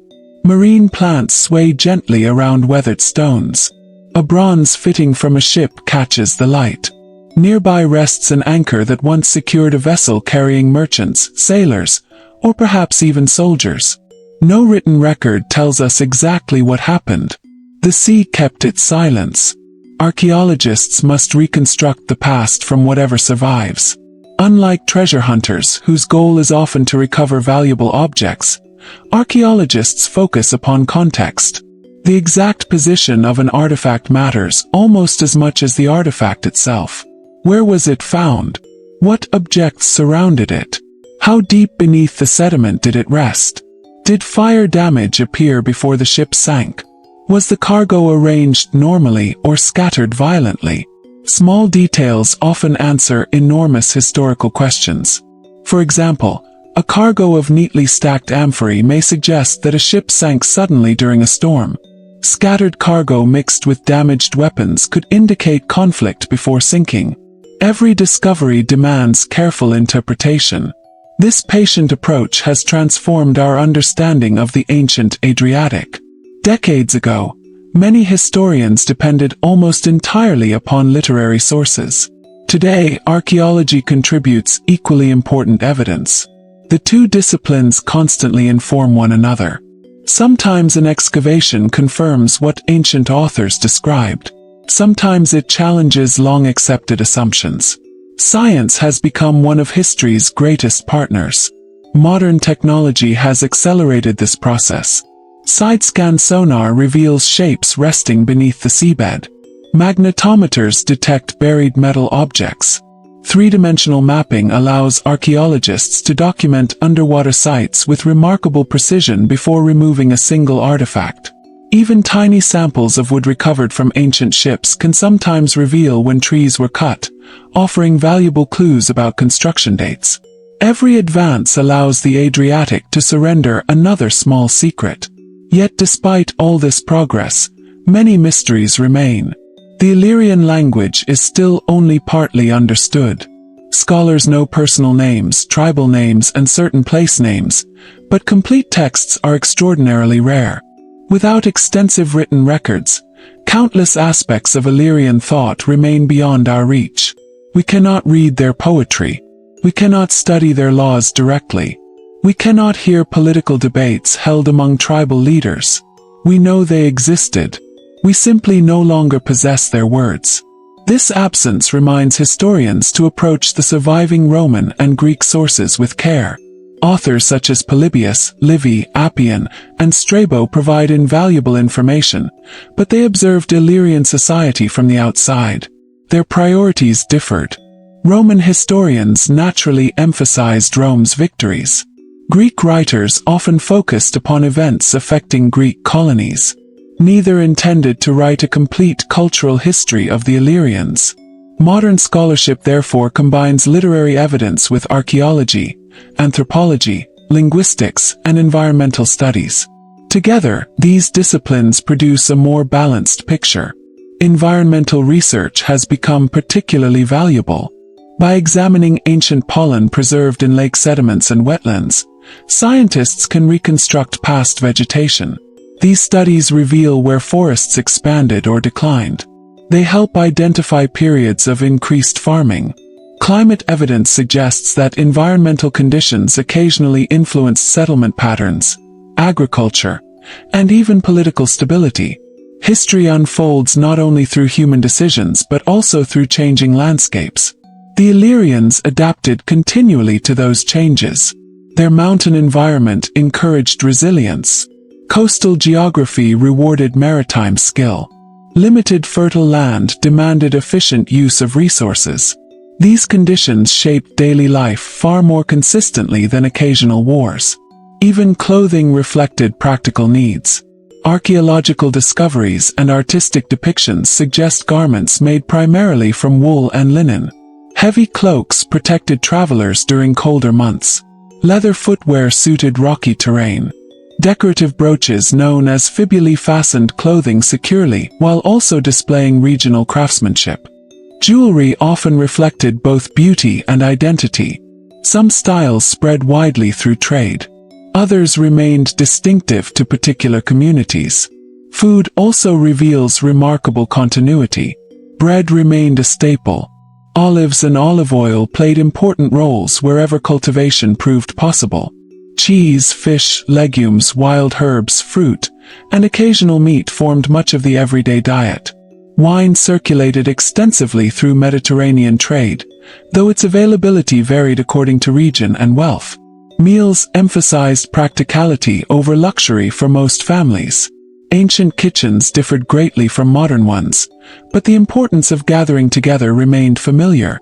Evenings often became moments for conversation. Stories, planning, remembering. Perhaps an elder recalled the reign of Queen Teuta. Perhaps someone spoke about relatives serving within the Roman army. Perhaps merchants described distant ports beyond the Adriatic. The younger generation listened.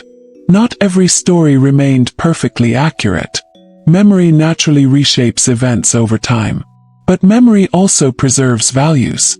Courage, passion, hospitality, respect for experience, love of home. These lessons mattered regardless of political change. Centuries later, entirely different civilizations inherited the Adriatic coast. The Byzantine Empire, Venetian merchants, medieval kingdoms, the Ottoman Empire along parts of the Balkans. Each left its own mark upon the landscape. Yet beneath medieval castles and Renaissance harbors lay far older foundations. Roman stones often rested upon earlier Illyrian sites. Ancient paths became medieval roads. Old anchorages continued welcoming ships. History rarely begins from nothing. Every generation inherits a world already shaped by those who came before. That is perhaps the greatest legacy of the Illyrians. Not simply their reputation as pirates, not merely their conflicts with Rome, but their place within the long human story of the Adriatic. A story stretching across thousands of years. A story still being uncovered one artifact at a time. And somewhere beneath the quiet waves, another forgotten ship may still be waiting, its cargo untouched, its history unwritten. patiently resting until the sea finally decides to share another piece of its ancient memory. Ancient memory is rarely found in a single spectacular discovery. More often it emerges slowly. A broken piece of pottery uncovered one summer. Coin identified years later. A collapsed stone wall carefully excavated over several seasons. History grows clearer through patience rather than sudden revelation. The story of the Illyrians has followed exactly that path. When early scholars first studied the Western Balkans, much of what they believed came almost entirely from Greek and Roman texts. Those writings described wars, rulers, treaties, and piracy because those subjects interested ancient historians. Ordinary people appeared only occasionally. Modern archaeology has gradually restored those missing voices. Not through written conversations, not through surviving books, but through the objects they left behind. Consider something as simple as a cooking pot. To the people who used it, the vessel was completely ordinary. It held soup over the fire, stored grain during winter, carried water from a nearby spring. No one imagined that more than 2,000 years later, archaeologists would carefully study its shape, the clay from which it was made, and even tiny food residues preserved inside it. Yet today, those details reveal remarkable information. Scientists can identify traces of grains, olives, fish, animal fats, and other foods once prepared inside ancient pottery. A humble cooking pot becomes evidence. History often survives in unexpected places. The same applies to animal bones recovered during excavations. At first glance, they appear unimportant. But careful analysis reveals which animals people raised, hunted, or ate most frequently.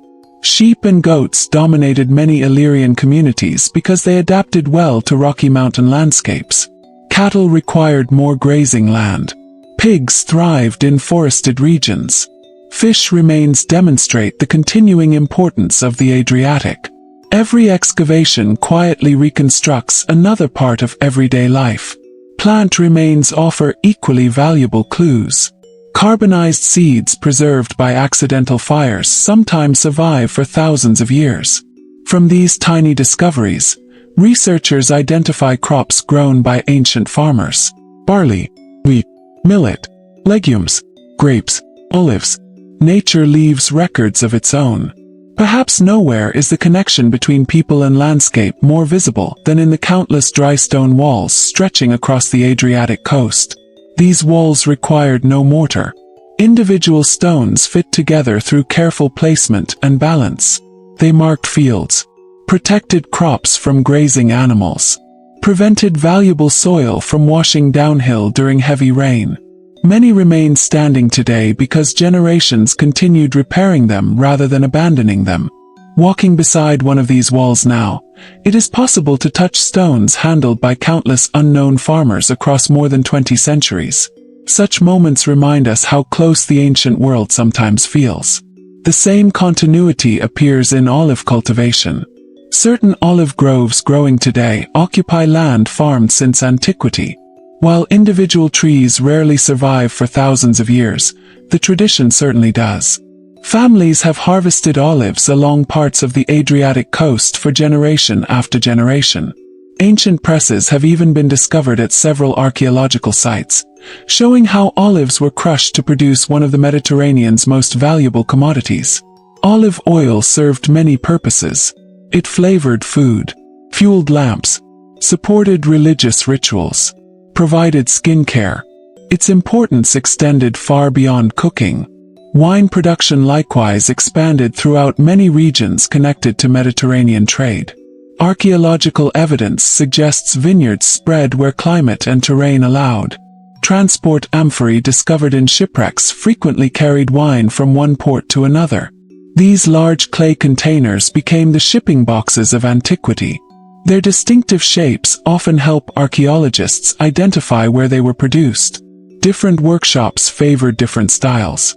Even broken fragments can reveal surprising information about ancient trade. Coins tell another fascinating story.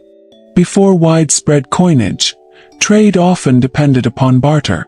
As coins became increasingly common, commerce grew more efficient. Illyrian rulers minted their own coins during certain periods, demonstrating organized political authority and participation in regional economies. Later, Roman coinage circulated widely throughout the Balkans. Coins found during excavations help date archaeological layers with remarkable accuracy. A single coin lost by accident may preserve the approximate age of an entire settlement. For historians, such discoveries are invaluable. The study of ancient roads has also transformed understanding of Roman influence after the Illyrian Wars. Roads linked inland mining districts with coastal ports. Military units traveled more rapidly. Merchants reached distant markets. Messages moved between administrative centers. Stone milestones recorded distances. Bridges crossed rivers previously difficult to navigate. Transportation improved gradually but steadily. Many modern roads still follow routes first established during Roman times because geography continues guiding human movement. Mountain passes remain mountain passes. River valleys remain natural corridors. Ancient engineers understood landscapes remarkably well. Although piracy had largely declined under Roman administration, the Adriatic never became completely free of maritime crime. Small-scale raiding continued occasionally, especially in isolated coastal areas. But these incidents differed significantly from the organized maritime power associated with the Illyrian kingdom during the 3rd century BC.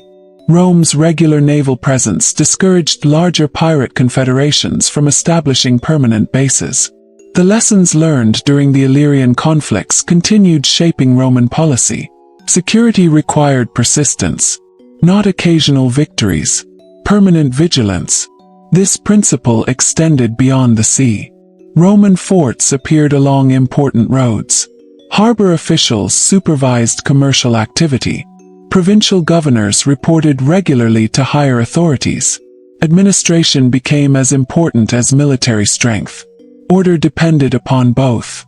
For local populations, Roman citizenship gradually became available under certain circumstances. Military service offered one path. Loyal service to the empire created opportunities unavailable during earlier generations. Many people who traced their ancestry to Illyrian tribes eventually rose within Roman society. Some became officers. Others entered government administration. Still others prospered through commerce. History often produces surprising reversals. The descendants of those once viewed as Rome's maritime enemies became participants in Rome's success. This blending of cultures shaped the Western Balkans for centuries. Roman architecture appeared beside older local traditions. Latin influenced regional languages. Religious practices overlapped. Trade expanded. Marriage connected families from different backgrounds. Conquest gradually became coexistence. The process was neither simple nor immediate. But over generations, it transformed the Adriatic into one of the many interconnected regions supporting the Roman world.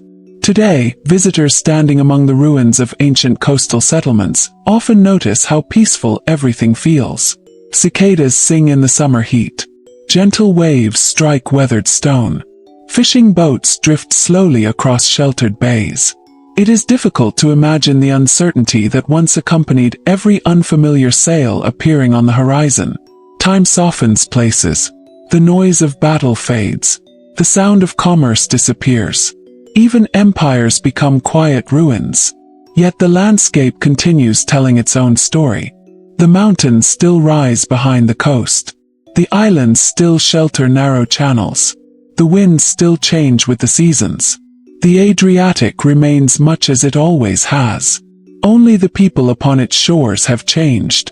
And somewhere beyond the next rocky headland, where sunlight dances across clear blue water, the ancient world still feels close enough to imagine, as though one well-preserved wooden ship might emerge from the morning mist, its square sail catching the wind, carrying with it another forgotten chapter of the remarkable history of the Illyrian Pirates.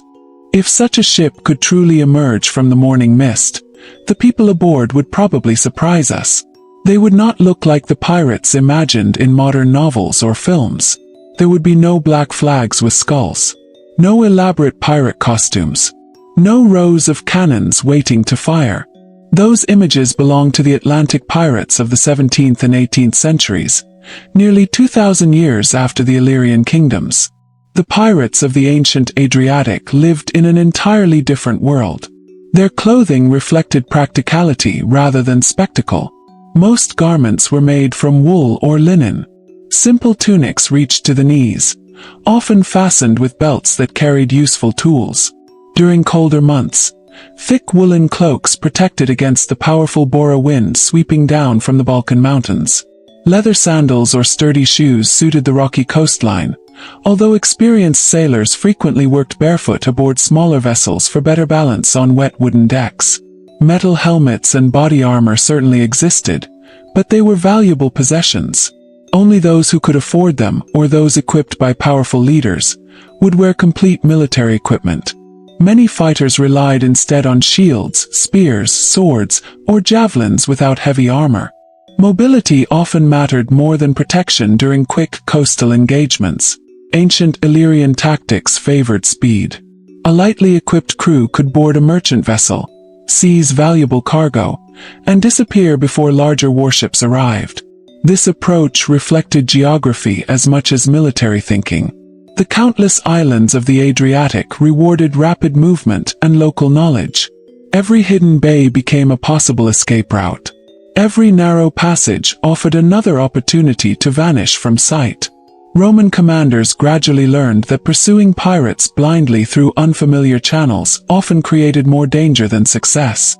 Patience eventually proved more effective than reckless pursuit. Instead of simply chasing raiders across open water, Rome established stronger control over the coastline itself. Strategic ports received permanent attention. Local communities formed alliances. Naval patrols appeared regularly rather than only during emergencies. Supply lines remained protected. This broader strategy slowly reduced opportunities for organized piracy. Military historians frequently point to this campaign as an early example of combining naval operations with political administration. Winning battles alone rarely solves long-term problems.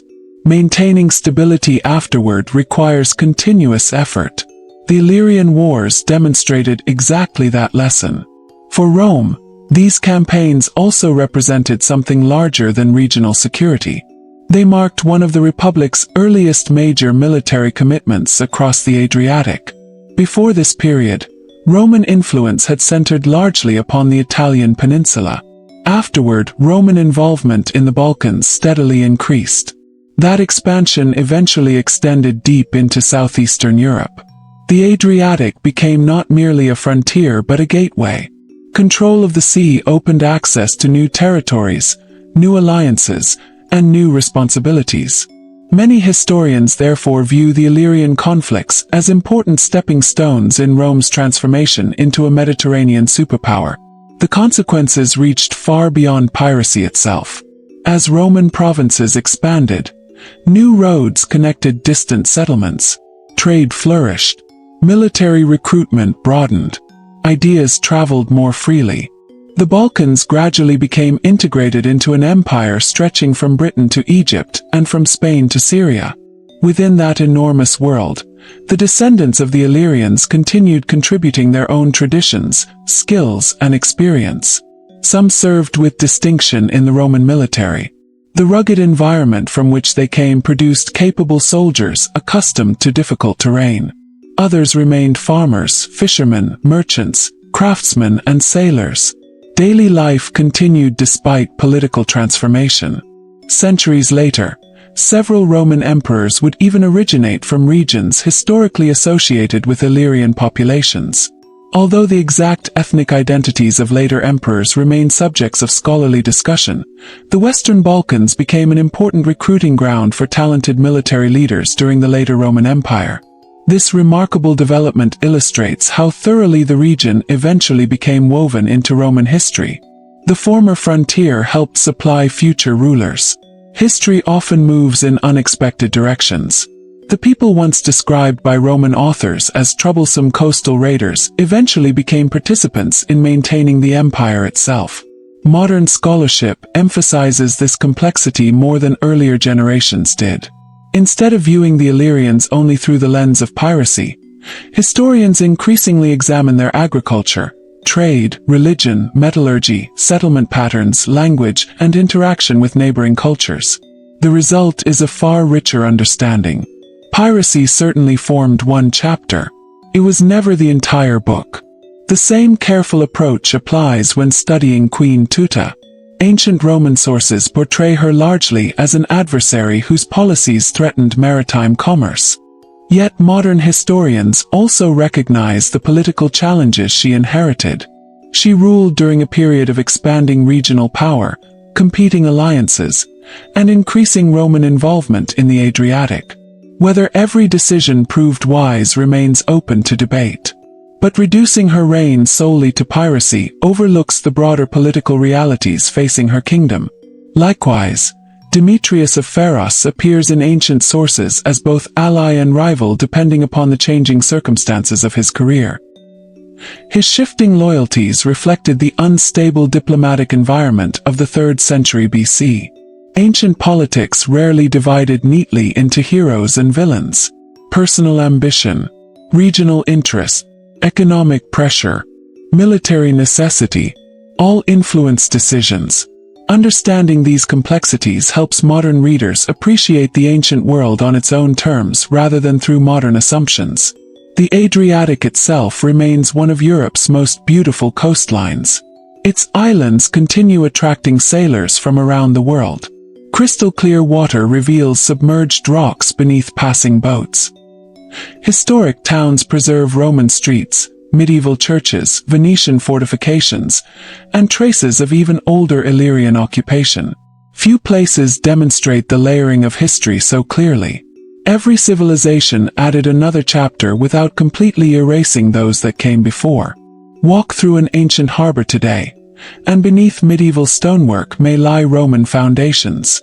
Beneath those Roman foundations may rest the remains of an earlier Illyrian settlement. Below all of them lies the same bedrock shaped by nature long before human history began. Time accumulates like layers of sediment. The past never truly disappears. It simply becomes buried beneath newer generations. That is why archaeology remains so important. Every careful excavation removes one layer while preserving the evidence for those who will study it tomorrow. Future discoveries will almost certainly change parts of what historians currently believe. New inscriptions may appear. Another shipwreck may be found. Fresh scientific methods may answer questions impossible to solve today. History is never completely finished. Continues growing as knowledge expands. And perhaps somewhere along that quiet Adriatic coast, where ancient limestone cliffs still overlook the sea, another forgotten harbor remains hidden beneath earth and water, waiting patiently for curious hands to uncover the next true story of the Illyrians and the world they once called home. History often rewards patience. Every generation of historians inherits questions that the previous generation could not answer. Sometimes the missing piece is discovered beneath a farmer's field. Sometimes it appears on the seabed after a powerful winter storm shifts layers of sand. Occasionally, a forgotten inscription preserved inside an ancient wall changes the understanding of an entire region. The story of the Illyrians has been shaped by discoveries exactly like these. 200 years ago, much of what was written about them depended almost entirely upon the surviving works of Greek and Roman authors. Today, archaeologists, linguists, historians, geologists, and marine scientists work together to build a far more complete picture. No single discipline can explain the ancient Adriatic alone. Each contributes another piece. The coastline itself remains one of archaeology's greatest resources. Modern Croatia, Montenegro, Albania, and neighboring parts of the Western Balkans contain hundreds of ancient sites connected to Illyrian communities. Some are impressive hill forts overlooking valleys and harbors.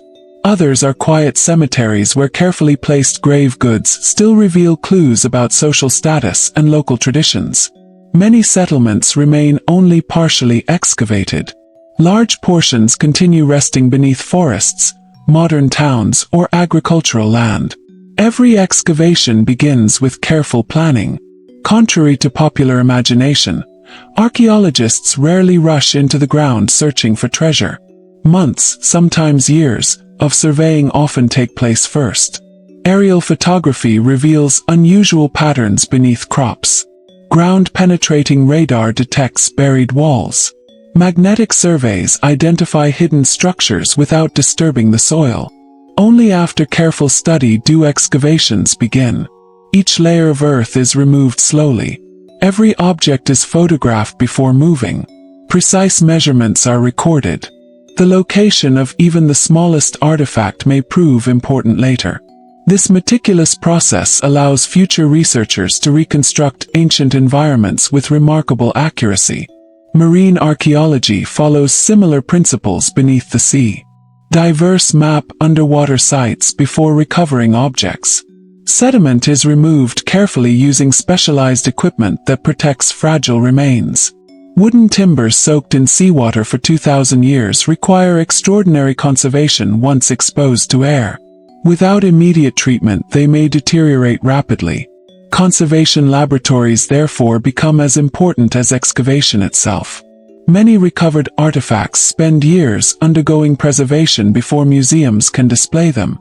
These efforts have transformed understanding of ancient shipbuilding. Fragments of hulls reveal construction techniques. Recovered ropes demonstrate ancient fiber technology. Anchors illustrate changing engineering methods across centuries. Cargoes preserved inside shipwrecks reveal trading patterns impossible to reconstruct from written records alone. One ship might carry wine from Italy. Another transports fine ceramics from Greece. A third contains metal ingots originating far inland before reaching the coast. Together, these discoveries map commercial relationships stretching across the Mediterranean. The Adriatic functioned as one section of an enormous economic network. The Illyrians participated in that network both as traders and, during certain periods, as maritime raiders. Recognizing both roles creates a far more balanced understanding than relying solely upon ancient military accounts. Modern historians also examine environmental evidence with increasing attention. Pollen preserved in lake sediments identifies ancient forests. Tree-ring studies reveal periods of favorable or difficult climate. Animal remains demonstrate changing agricultural practices. Even microscopic traces preserved inside ancient pottery contribute valuable information about diet. Every scientific technique expands the conversation between the past and the present. This interdisciplinary approach has changed how scholars interpret piracy itself. Earlier histories often portrayed piracy as the defining feature of Illyrian society. Today, most specialists recognize it as one important activity among many. Agriculture sustained communities. Fishing supported coastal populations. Trade connected distant regions.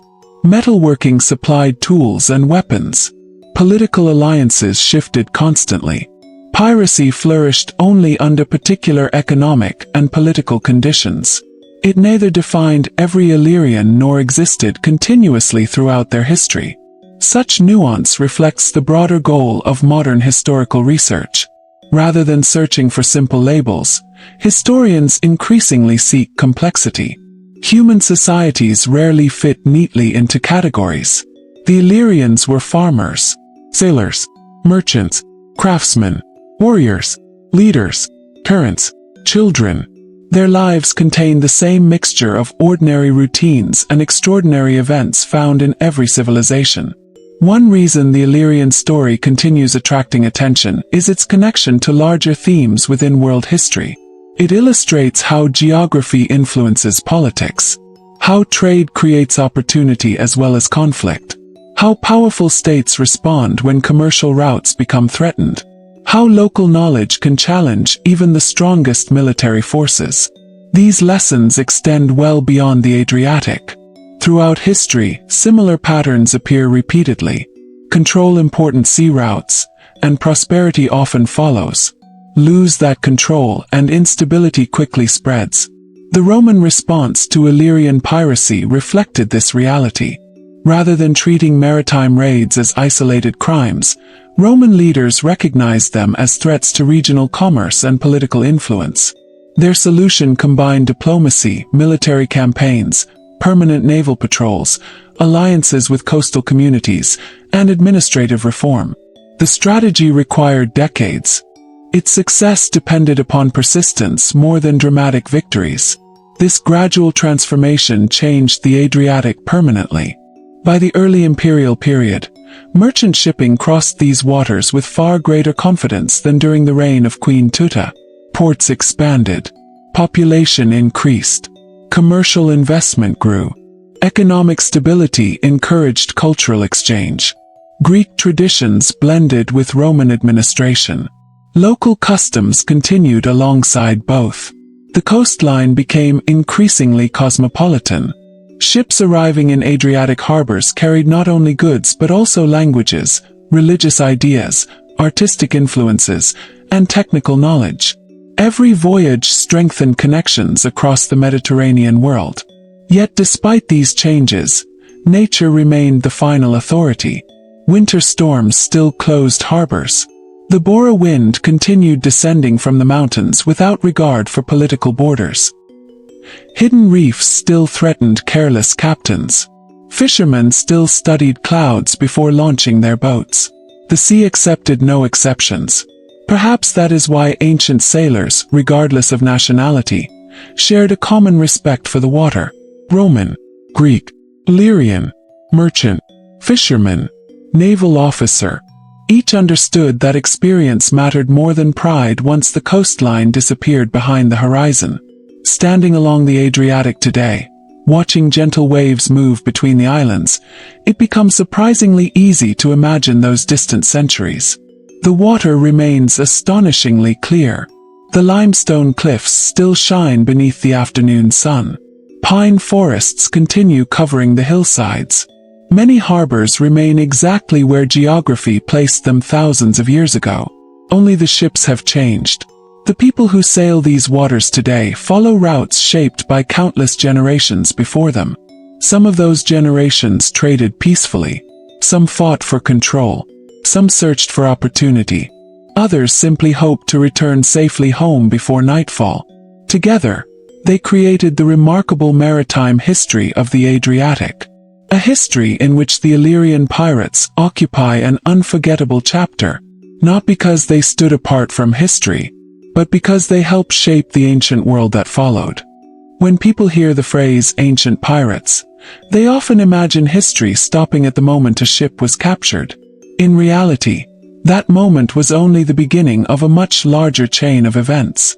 A merchant vessel lost at sea affected far more than its captain. Families waited in distant ports for cargo that never arrived. Markets suddenly found themselves short of imported goods. Craftsmen expecting raw materials delayed their work. Merchants lost investments that had taken years to build. Governments collected fewer taxes. One successful raid could quietly influence hundreds of lives, even though only a handful of sailors witnessed the attack itself. This was one of the principal reasons Rome regarded piracy as a political and economic problem, rather than simply a criminal one. The Adriatic connected Italy with the eastern Mediterranean. Ships crossing these waters transported military supplies, commercial cargo, official correspondence, and countless ordinary products needed throughout the Roman Republic and later the Empire. Interrupting that movement threatened stability itself. The Illyrian Wars therefore represented more than a conflict with one kingdom. They reflected Rome's determination to guarantee reliable maritime commerce. That objective would become a defining feature of Roman policy across the Mediterranean. The lessons learned in the Adriatic influenced later campaigns against pirate groups operating elsewhere, especially during the 1st century BC. Roman commanders increasingly understood that protecting trade required permanent organization.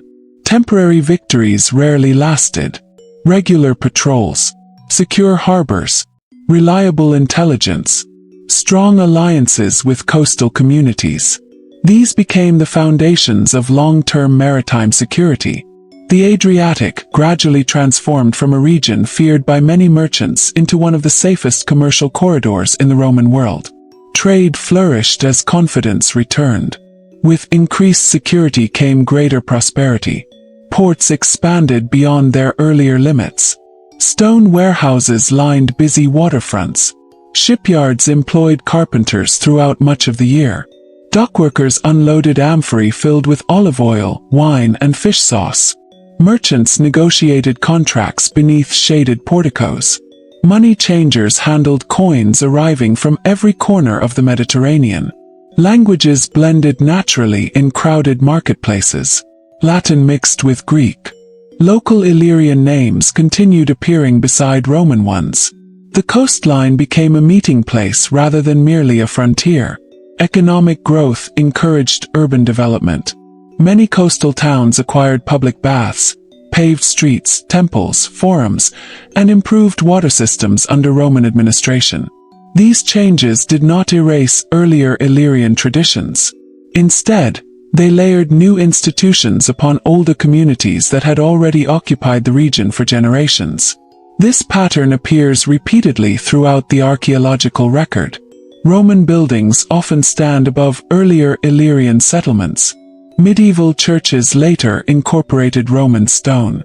Modern towns continue occupying many of the same strategic locations. The landscape itself encouraged continuity. Good harbors remain valuable regardless of the century. Protected anchorages never lose their importance. The people living along the Adriatic also continued adapting. Some families entered Roman administration. Others specialized in trade. Many remained fishermen, shepherds, farmers, or craftsmen, just as their ancestors had done. Political authority changed. Daily labor changed far less. This continuity reminds us that history unfolds on multiple levels. Empires may rise within decades. Agricultural traditions often endure for centuries. The olive groves planted during Roman times sometimes survived into the medieval period. Ancient roads continued guiding travelers long after imperial officials disappeared. Fishing grounds remained productive regardless of which ruler collected taxes. The Adriatic itself became the thread connecting every generation. Its seasonal rhythms remained remarkably constant. Spring encouraged new voyages. Summer offered long days for trade and fishing. Autumn brought harvests and preparations for winter. Then came the colder months, when rougher seas often reduced long-distance sailing. Ancient mariners respected these seasonal patterns because experience had taught them caution. Ignoring nature usually carried severe consequences. Modern archaeological discoveries continue confirming how active these maritime routes remained. Shipwrecks found along the Adriatic coastline contain goods originating from remarkably distant places. Spanish amphorae, Italian wine, Greek ceramics, Eastern Mediterranean glass, North African products. These cargoes demonstrate the extraordinary reach of ancient commerce. The Mediterranean functioned as a connected economic world centuries before modern globalization. The Illyrians participated in that world through trade long before they became known in Roman literature for piracy. This broader perspective has become increasingly important in recent scholarship.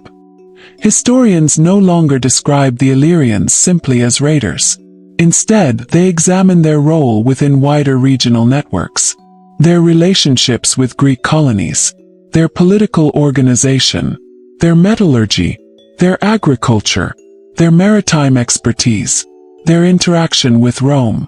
Each subject contributes another layer to understanding a civilization too often reduced to a single reputation. Queen Teuta herself illustrates this complexity. Ancient Roman accounts emphasize her support for piracy because it directly affected Roman interests. Modern historians, while relying upon those same sources, also consider the broader political situation she inherited. Her kingdom controlled strategically important stretches of coastline. Competition among neighboring powers remained intense. Trade generated enormous wealth. Maintaining influence required balancing diplomacy, military strength, and local traditions. Whether her policies ultimately succeeded is answered by history. Rome prevailed. Yet the circumstances surrounding those events deserve careful examination rather than simple judgment. Historical figures rarely possess only one identity. The same applies to Demetrius of Pharos. His shifting alliances reflected personal ambition, changing regional politics, and the growing influence of Rome across the Adriatic. Ancient diplomacy was fluid. Today's ally might become tomorrow's rival. Political survival often required adaptation. The Adriatic encouraged exactly that flexibility. Its ports connected competing powers while simultaneously bringing them into conflict. Looking across those waters now, it is difficult to imagine how many decisions that shaped Mediterranean history began in these quiet channels. Roman expansion, commercial development, diplomatic negotiations, naval innovation, all found expression along this coastline. The Illyrian Pirates formed only one part of that much larger story. Yet their actions forced one of history's greatest republics to look east across the sea with renewed determination. In doing so, they unintentionally helped redirect the course of Roman history. Sometimes history is shaped not only by those who win, but also by those who force powerful civilizations to change. The Illyrians did exactly that. Their ships have long since vanished. Their kingdoms have disappeared. But the consequences of their age continued echoing across the Mediterranean long after the last pirate sail faded beyond the Adriatic horizon. Those echoes can still be heard today, not in the sound of oars striking the sea, but in the questions historians continue asking. Who exactly were the Illyrians? How many tribes shared that name? How closely did they cooperate with one another? What languages did they speak in everyday conversation? How much authority did rulers such as Agron or Queen Teuta truly exercise over distant coastal communities? The answers are rarely simple. Unlike the Romans or the Greeks, the Illyrians left very few written records of their own. Because of that, much of their history survives through the observations of neighboring civilizations and the physical evidence uncovered by archaeology. Every generation of scholars re-examines that evidence with new methods. A coin once considered insignificant may suddenly reveal a forgotten trade connection. A recently excavated hill fort may change long-held assumptions about regional political organization. A shipwreck discovered beneath layers of Adriatic sand may reveal commercial routes previously unknown. History is never frozen. Continues evolving as knowledge grows. This careful approach has changed how modern historians understand piracy itself. Earlier generations often imagined ancient pirates as isolated criminals operating beyond society. Research now paints a more complicated picture. Piracy frequently developed where political authority remained divided, maritime trade generated considerable wealth, and coastal geography favored concealment. The eastern Adriatic possessed all three conditions. Its islands created natural hiding places. Merchant ships transported valuable cargo through predictable routes. Independent tribal leadership meant no single authority controlled every harbor. Within that environment, maritime raiding could become both profitable and politically useful. That does not excuse piracy. Ancient merchants, sailors, and coastal communities suffered genuine losses. Lives were taken. Cargo disappeared. Trade became dangerous. Roman complaints about these attacks reflected real economic concerns. Yet understanding why piracy emerged requires examining the wider historical landscape, rather than viewing it simply as lawlessness. The Illyrian experience demonstrates how geography, politics, and commerce often combine to shape human behavior. These lessons extend far beyond antiquity. Throughout history, wherever valuable trade passed through regions lacking stable authority, piracy tended to appear. The ancient Adriatic became one of the earliest well-documented examples of this recurring pattern. The Roman response likewise established precedents that later civilizations would recognize. Permanent naval patrols, strategic coastal bases, diplomatic agreements with local leaders, protection of commercial shipping, military force supported by long-term administration. These ideas influenced Roman maritime policy for generations. Even after the Illyrian kingdom ceased to exist as an independent power, the Adriatic remained strategically important. Roman fleets continued operating there. Merchants relied upon its sea lanes. Officials traveled between Italy and the eastern provinces. The coastline became firmly integrated into the Roman world. Yet beneath Roman administration, traces of earlier Illyrian traditions endured. Local communities continued farming familiar fields. Fishing boats left the same sheltered coves before sunrise. Stone terraces protected valuable soil. Families harvested olives from hillsides overlooking the sea. Children inherited practical knowledge passed through generations. History often changes governments more quickly than it changes everyday life. This continuity fascinates archaeologists. Excavations frequently reveal Roman buildings constructed beside, rather than entirely replacing, earlier Illyrian settlements. The landscape itself encouraged continuity.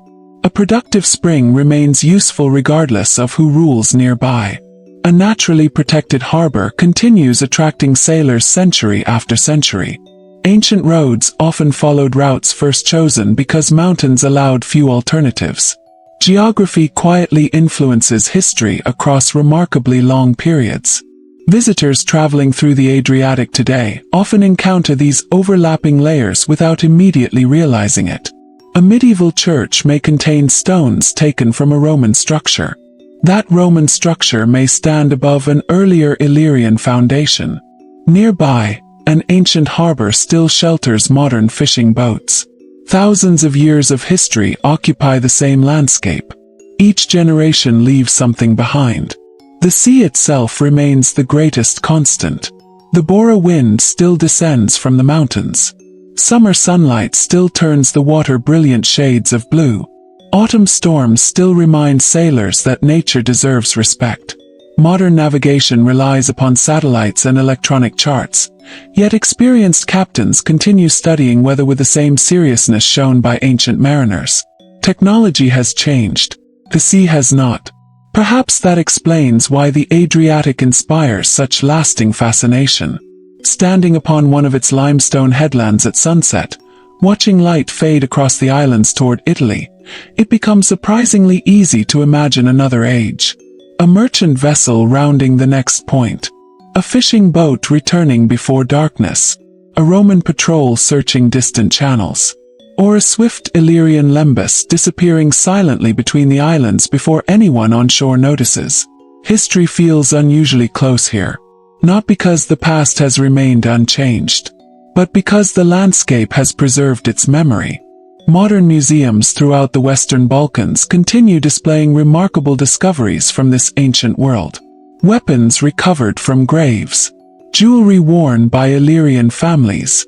Coins minted by local rulers. Fragments of merchant cargoes.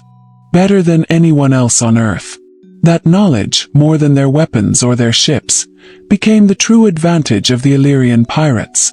An unfamiliar sailor looked at the Adriatic and saw hundreds of islands that appeared almost identical. An Illyrian captain saw landmarks.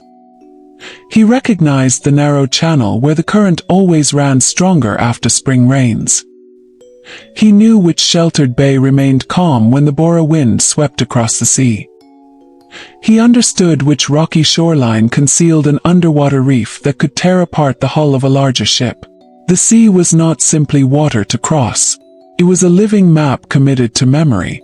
This remarkable understanding of the coastline had been built over countless generations. Fishermen passed it to their sons and daughters. Merchants added new observations after every voyage. Sailors remembered dangerous rocks, hidden freshwater springs, safe anchorages, and reliable fishing grounds. No written chart could compete with experience gathered over an entire lifetime. That is why Roman commanders eventually depended upon local pilots whenever possible. Even after defeating the Illyrian kingdom, Rome recognized that no outsider could immediately replace centuries of accumulated maritime knowledge. Conquest could change political authority, could not instantly replace practical experience. As the Roman Empire matured, The Adriatic gradually became one of its dependable maritime corridors. Cargo ships departed according to the seasons. Convoys often traveled familiar routes. Harbor officials inspected arriving vessels. Taxes were collected. Warehouses filled with imported goods before being emptied again as merchants prepared for the next voyage. The movement never truly stopped. Every successful crossing strengthened the economy. Every peaceful arrival encouraged another merchant to invest in trade. Confidence became one of Rome's greatest commercial assets. It had taken years to establish. The memory of piracy slowly faded, replaced by expectations of safer travel. This transformation also affected the settlements scattered across the eastern Adriatic. Many ports expanded into thriving communities. Stone houses replaced older wooden structures in wealthier districts. Public buildings reflected Roman engineering and architecture. Aqueducts supplied fresh water where geography allowed. Bathhouses became gathering places. Market squares echoed with conversations in several languages.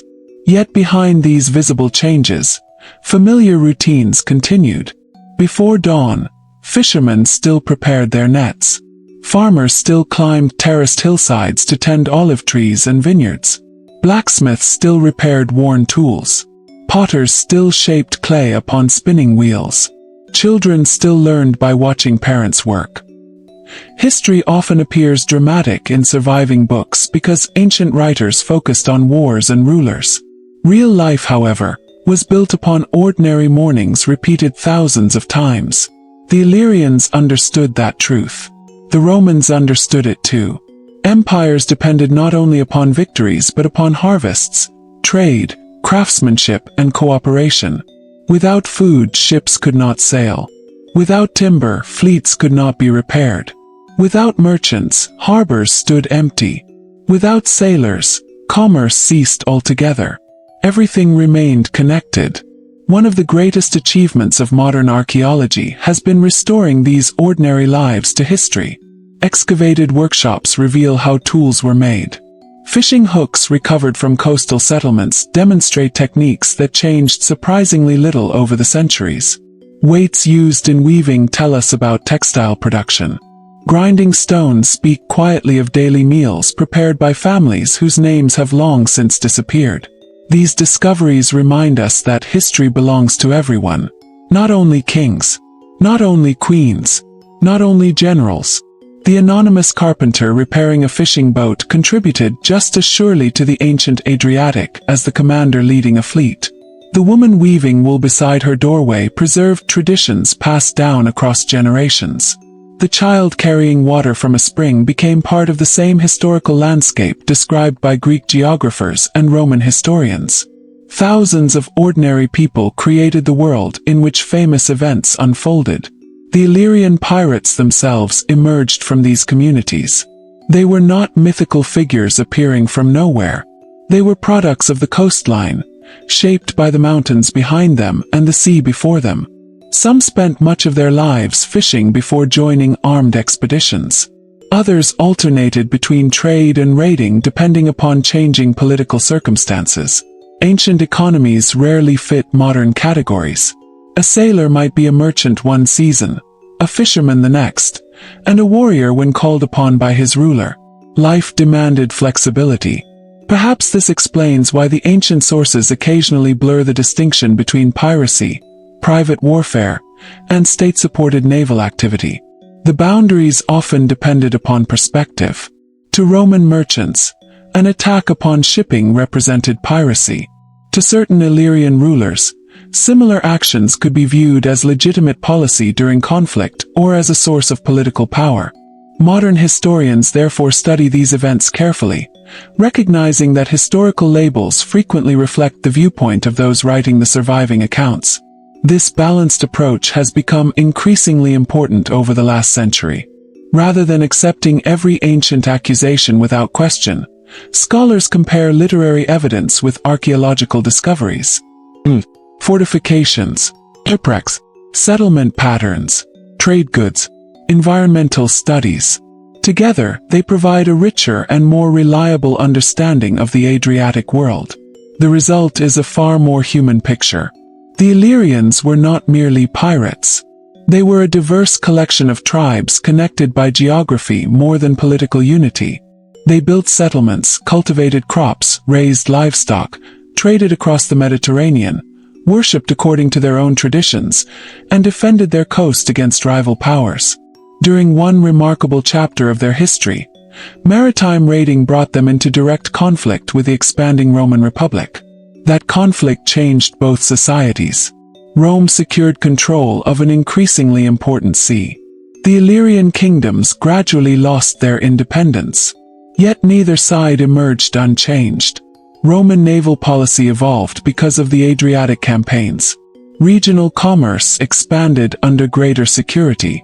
Local maritime knowledge became integrated into Roman administration.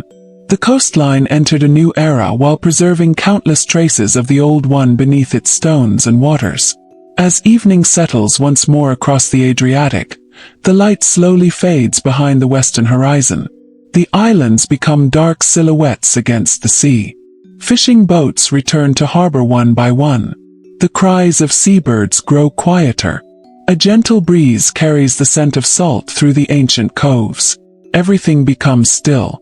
And if you listen closely enough, it almost feels as though the sea itself is remembering the countless generations that crossed these waters, long before history was written, and long before anyone knew that the remarkable story of the Illyrian pirates would endure for more than 2,000 years. Perhaps that is the greatest lesson hidden within the history of the Illyrians. Not that they frightened Rome. Not that they mastered the narrow channels of the Adriatic. Not even that their swift ships forced one of history's greatest republics to rethink its naval strategy. Their greatest legacy is that they remind us how deeply ordinary people can influence the course of history. The fishermen who learned every changing current. The shipbuilders who shaped strong wooden hulls from Balkan forests. The merchants who crossed uncertain waters carrying cargo that connected distant civilizations.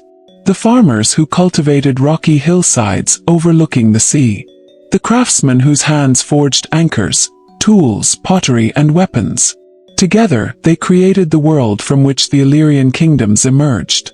History often remembers rulers. Yet civilizations are built by countless unnamed people. Rome eventually secured the Adriatic. The Illyrian kingdoms disappeared as independent powers. Roman administration reshaped the coastline. Trade expanded. Cities prospered. Roads linked the mountains with the sea. Harbors welcomed ships arriving from every corner of the Mediterranean. But beneath each new layer of history remained the foundations laid by generations who had lived there long before Roman standards appeared on the horizon. That is why the Adriatic is such an extraordinary place. Its history is not contained within a single empire. The Illyrians came before the Romans. The Romans were followed by Byzantines, medieval kingdoms, the Venetian Republic along much of the coast, and later the Ottoman Empire across parts of the Balkans. Every age left traces. Stone walls, harbors, roads, fortresses, temples, churches, languages, stories. Each generation inherited the work of those who came before, adding another chapter without ever completely erasing the earlier ones. Modern archaeologists continue uncovering those chapters. Every excavation adds another detail. Every underwater survey reveals another forgotten anchor, another amphora, another section of an ancient ship resting peacefully beneath the sea. Scientific techniques continue improving. Perhaps discoveries made decades from now will answer questions that remain unsolved today. Perhaps a newly uncovered inscription will tell us more about the Illyrian language. Perhaps another coastal settlement still waits beneath layers of earth, preserving details of daily life that no ancient author ever recorded. History is never truly finished. It simply waits for patient hands to uncover the next piece. As we look back across the centuries, one thing becomes wonderfully clear. The Illyrian pirates were real. Their ships crossed the Adriatic. Their rulers, including King Agron and Queen Teuta, challenged the growing influence of the Roman Republic. Roman commanders responded with carefully planned military campaigns that permanently altered the balance of power in the region. Demetrius of Pharos shifted alliances during those turbulent years. The Illyrian Wars became Rome's first major military intervention across the Adriatic, and marked an important step in the Republic's expanding influence throughout the Balkans. Those events belong not to legend, but to documented history. Yet beyond the battles and political decisions lies something quieter. The sound of wooden oars moving through calm morning water. The smell of pine forests stretching down toward sheltered coves. The glow of cooking fires in small coastal villages. The patient work of repairing fishing nets before sunrise. The careful construction of dry stone terraces climbing rocky hillsides. The conversations shared between sailors after returning safely to harbor. These ordinary moments lasted far longer than any single battle. They formed the rhythm of life along the Adriatic for generations. Perhaps that is why the sea remains such a powerful historian. Unlike written records, it judges no one. It does not choose heroes or villains. Simply remembers. It has carried Illyrian fishing boats, Greek merchant ships, Roman war galleys, medieval trading vessels, Venetian caravels, modern ferries. The water itself has never changed its purpose. Connects, challenges, provides, endures. Tonight, as the sun slowly disappears beyond the western horizon and the Adriatic becomes a mirror of deep blue fading gently into darkness, imagine standing upon one of those ancient limestone cliffs.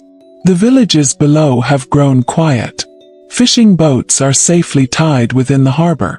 Only the soft rhythm of the waves reaches your ears. Far across the water, the outline of distant islands slowly melts into the evening mist. The wind has settled. The sea is calm. The hurried voices of merchants. The commands of Roman officers. The determined strokes of Illyrian oars. All of them have faded into history. Only the coastline remains, patient as ever, keeping watch over the same waters that have carried countless lives through the passing centuries.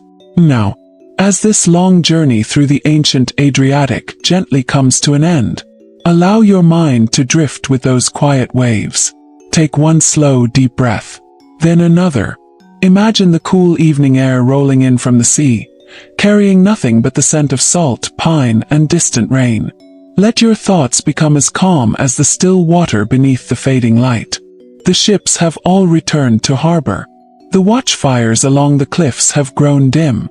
The voices of the ancient world have settled into silence. Only the gentle rhythm of the Adriatic remains, steady, peaceful, aimless, and somewhere beneath those quiet waters, the memory of the Illyrian pirates continues to rest, waiting patiently for future generations to rediscover their remarkable story once again. Until our next journey into history, sleep well.